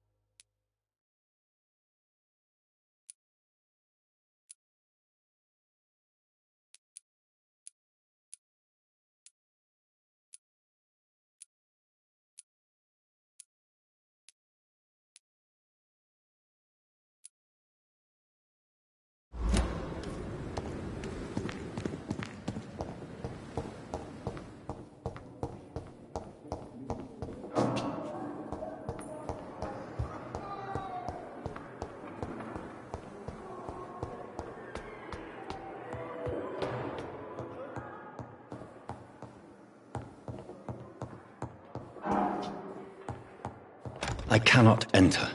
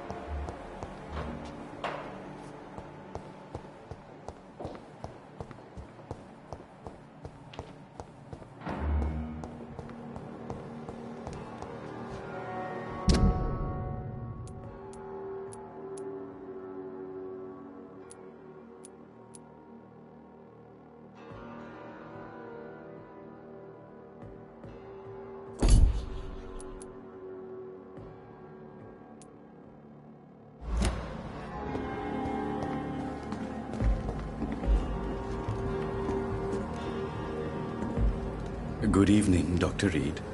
Such a pleasure to see you again.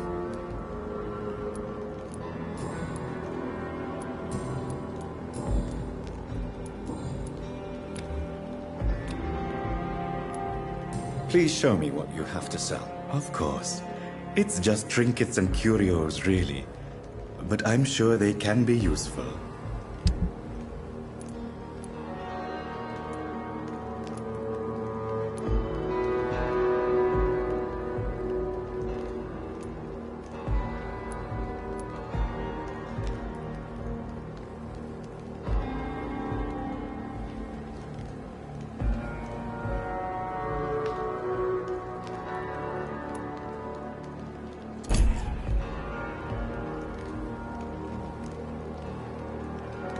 Good evening, Dr. Reed. Such a pleasure to see you again.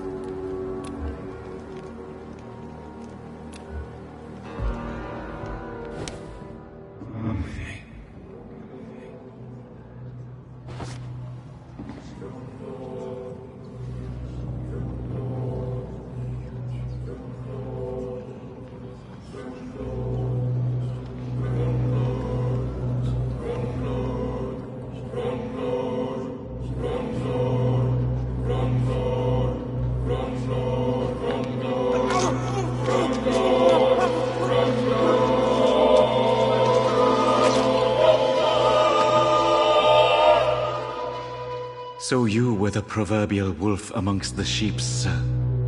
I should have killed you for the sake of many.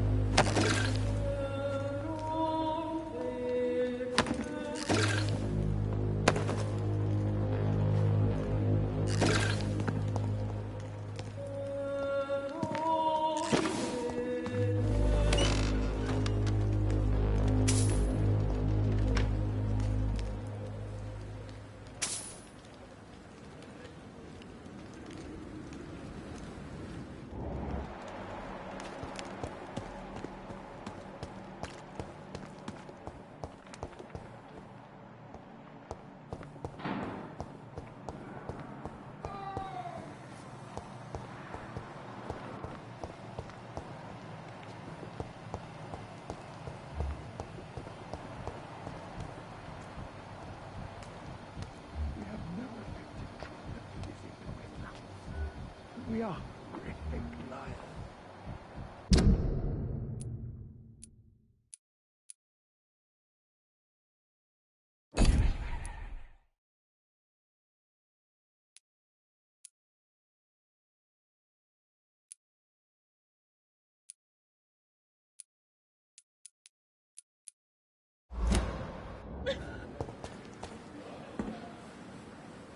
I have nothing more to say to you, Dr. Reed.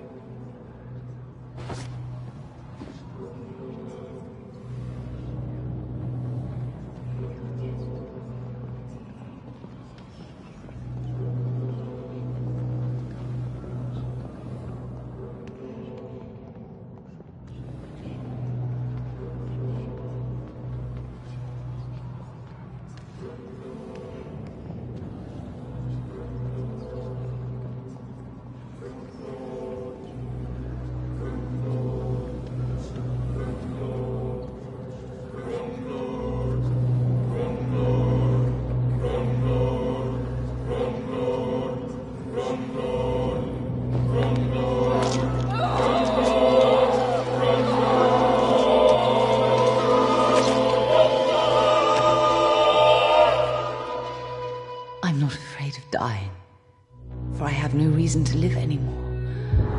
coming, Mortimer. And we'll talk. You and I.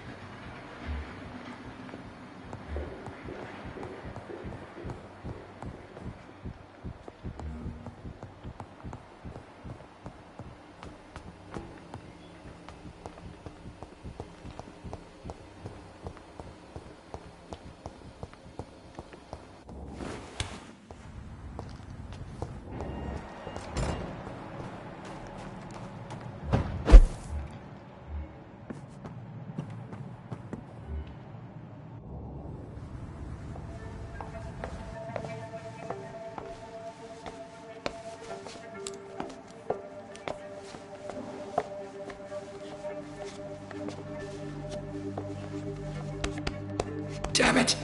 Why is this so difficult every time?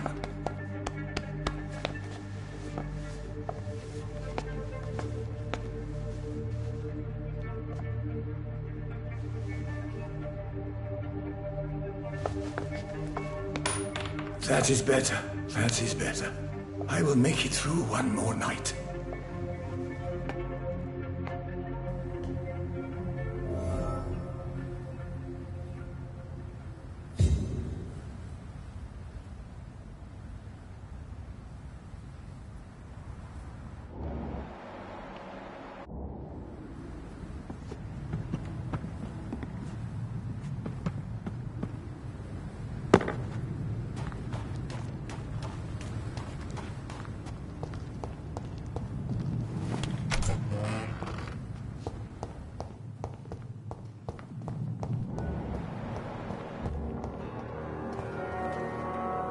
Good evening, Dr. Tippett. Dr. Reed, any good news to share?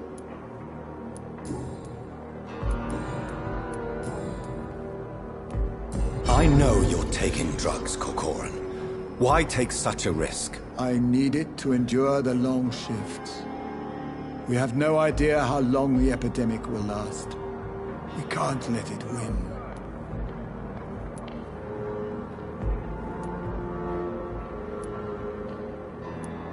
For God's sake, what are you thinking? How can you be so irresponsible? Irresponsible? I am devoted to my work. I am doing this for all the patients who need our help. I cannot abandon them.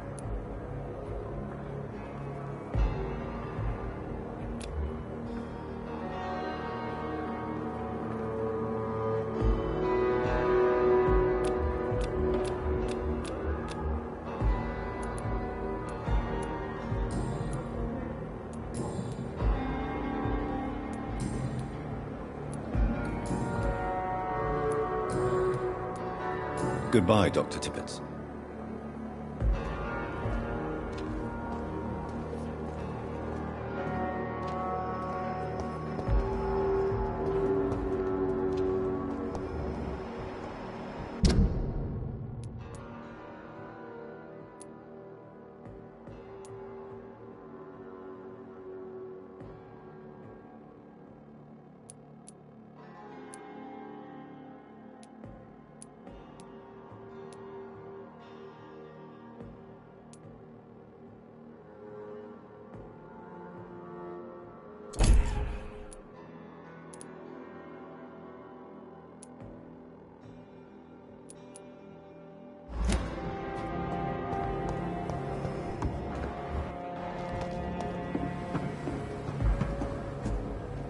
Good evening, Nurse Brannigan. Good evening, Doctor.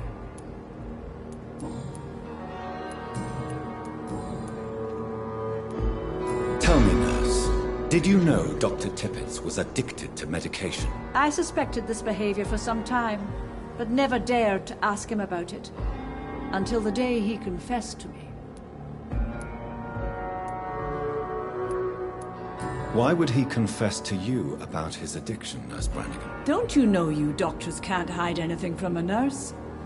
We're always there, even if you don't notice us. Do you consider yourselves our confessors, Nurse Brannigan? I wouldn't dare, Dr. Reed. But I'm intrigued. How did you discover Dr. Tippett's secret? What can I say? I seem to have a knack for discovering secrets. And for hiding them as well. Do you approve of his addiction? Of course I don't approve. But I understand he needs it to fight the exhaustion. Let's hope he'll stop injecting himself once the epidemic is over. And what if he doesn't? Then we'll have to convince him to stop. I believe he's still in control of his addiction, for now, but we must remain vigilant.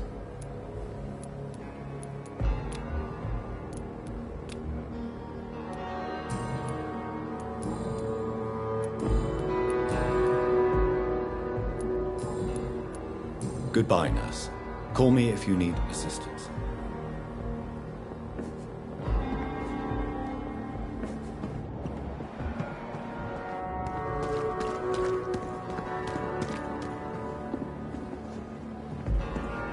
Good evening, Dr. Tippett.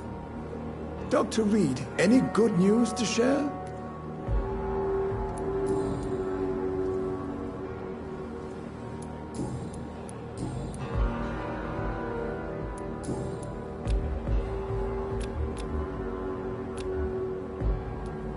Goodbye, Dr. Tippett.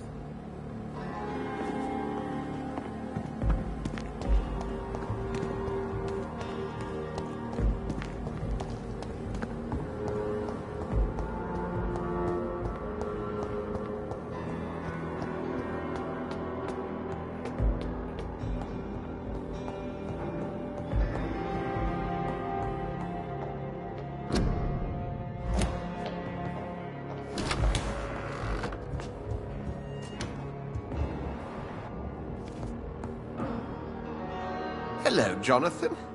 How are things on the West End front? Complicated, my friend. The rich and powerful feel threatened by the disease and have asked me to put an end to it. Yes. It is odd how resolving a crisis suddenly increases in urgency when it affects those who matter.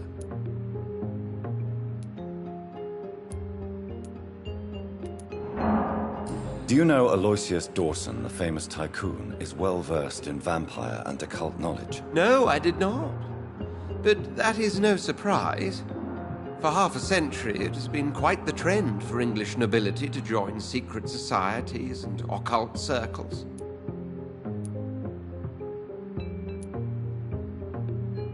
Did he contact the Brotherhood of St. Paul? Try to join your group? It would not surprise me, but I am certain he's never been a member. But Aloysius Dawson is only a rich merchant. Yes, richer than Croesus.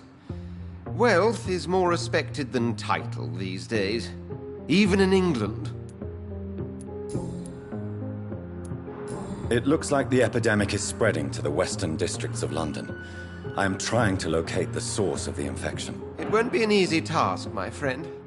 This disease is highly contagious. Do you not think epidemiology could be helpful in this matter? To retrace the origin of infection through time and topology? If anyone can perform such a miracle, it will be you, Dr. Reed. Since this epidemic is evidently linked to the vampire curse, we must find the original carrier to understand where it comes from. I admire your logic, Jonathan, but be careful. Rationality, when it comes to your kind, is not always a reliable lens. Does the Brotherhood of St. Paul know anything about the Ascalon Club? Well, I'm afraid that's unlikely.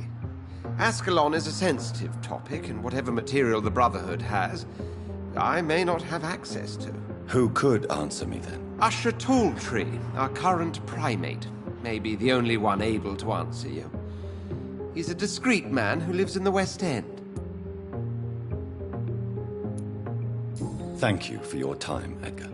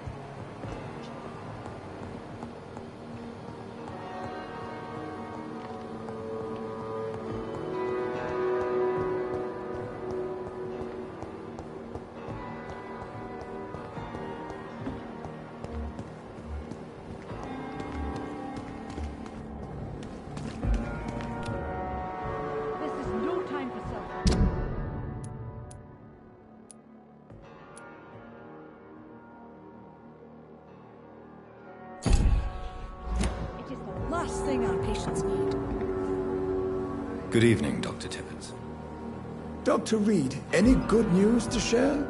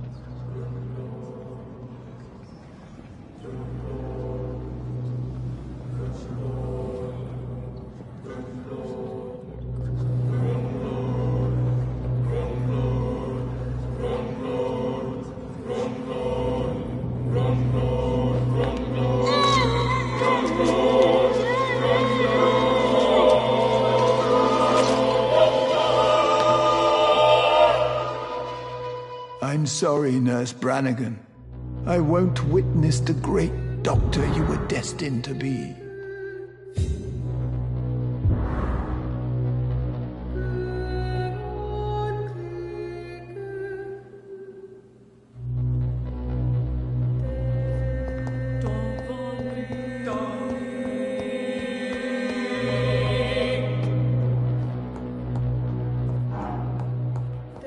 It's locked, all right.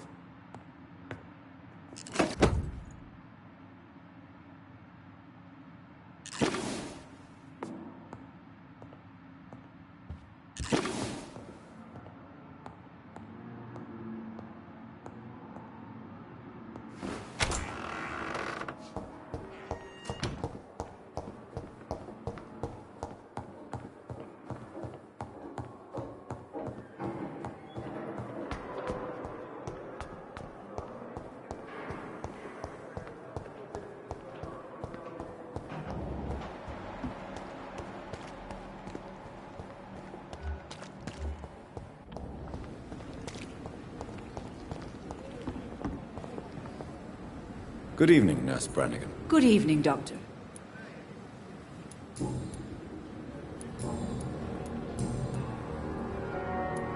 According to the report I read, your unprofessional conduct put a patient in danger, Gwyneth. That's not true. I know when my patient's life is at risk, and I'm more competent than a lot of doctors that I know. Problem is, I'm a woman. I don't see what your gender has to do with your abilities, nurse. Yes, nurse. Because I'll never be a doctor, no matter what my skills. I could make a decision that could save a life, but oh no, that's unbecoming conduct.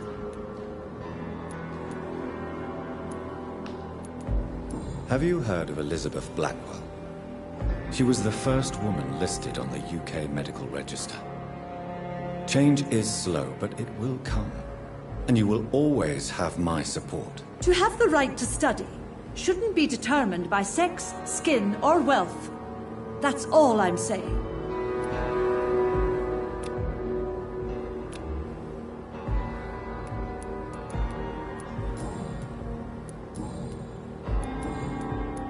Goodbye, nurse.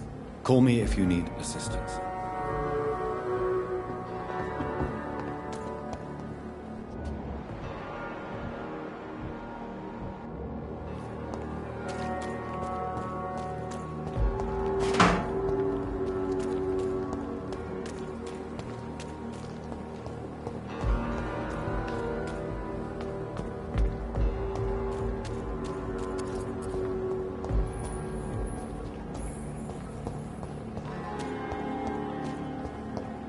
It's locked.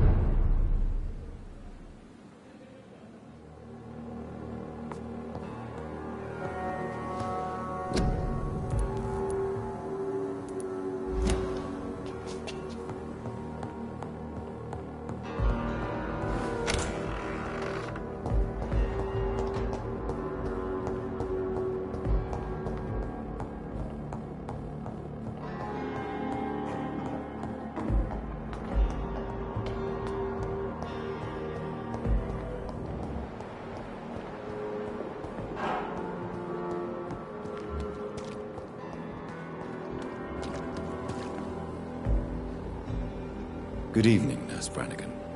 How are you tonight? Haven't you heard? Dr. Tippett is dead. Yes, I know about Corcoran's death. I'm sure Dr. Swansea will provide a solution. Dr. Swansea has asked me to replace him. Dr. Tippett, I mean. Since he considers I was already doing his job. Dr. Tippett's job. But without the official title, of course. Sorry. All of this is so sudden.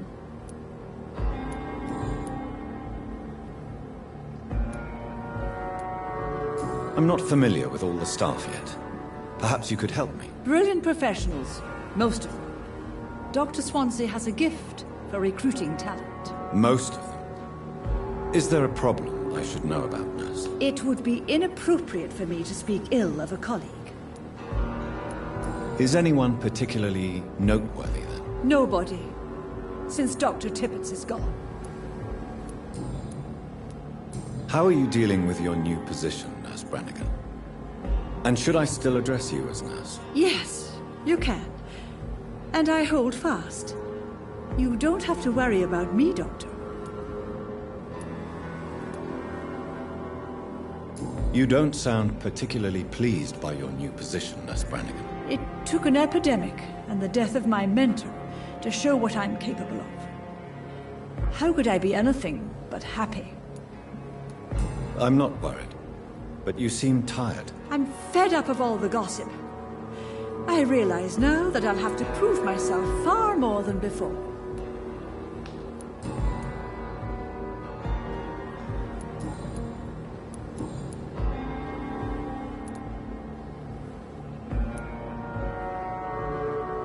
Would you like to talk about the death of Dr. Tippett? Please, call it a murder. A murder inside the walls of this hospital. And no one seems to care about it. I don't sense sadness in your voice, Miss Brannigan. So what is it? Oh, I didn't even get to pay my respects. His only son came when I was sleeping. Then he was gone. The ceremony is in Birmingham.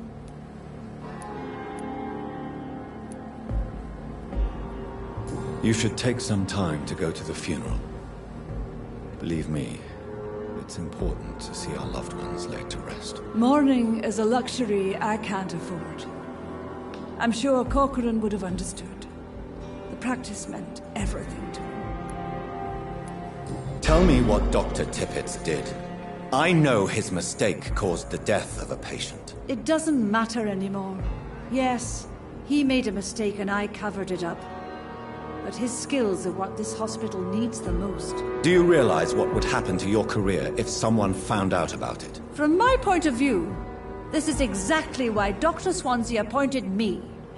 I thought about those who still needed Corcoran's skills. Perhaps you're right. We all have to live with what we've done. Your secret is safe with me. Thank you, Dr. Reed. I know I can trust you.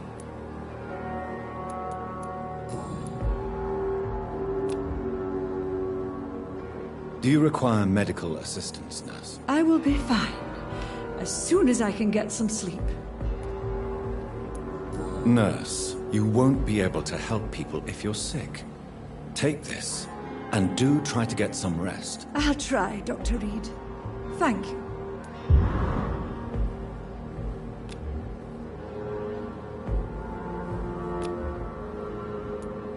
Goodbye, nurse.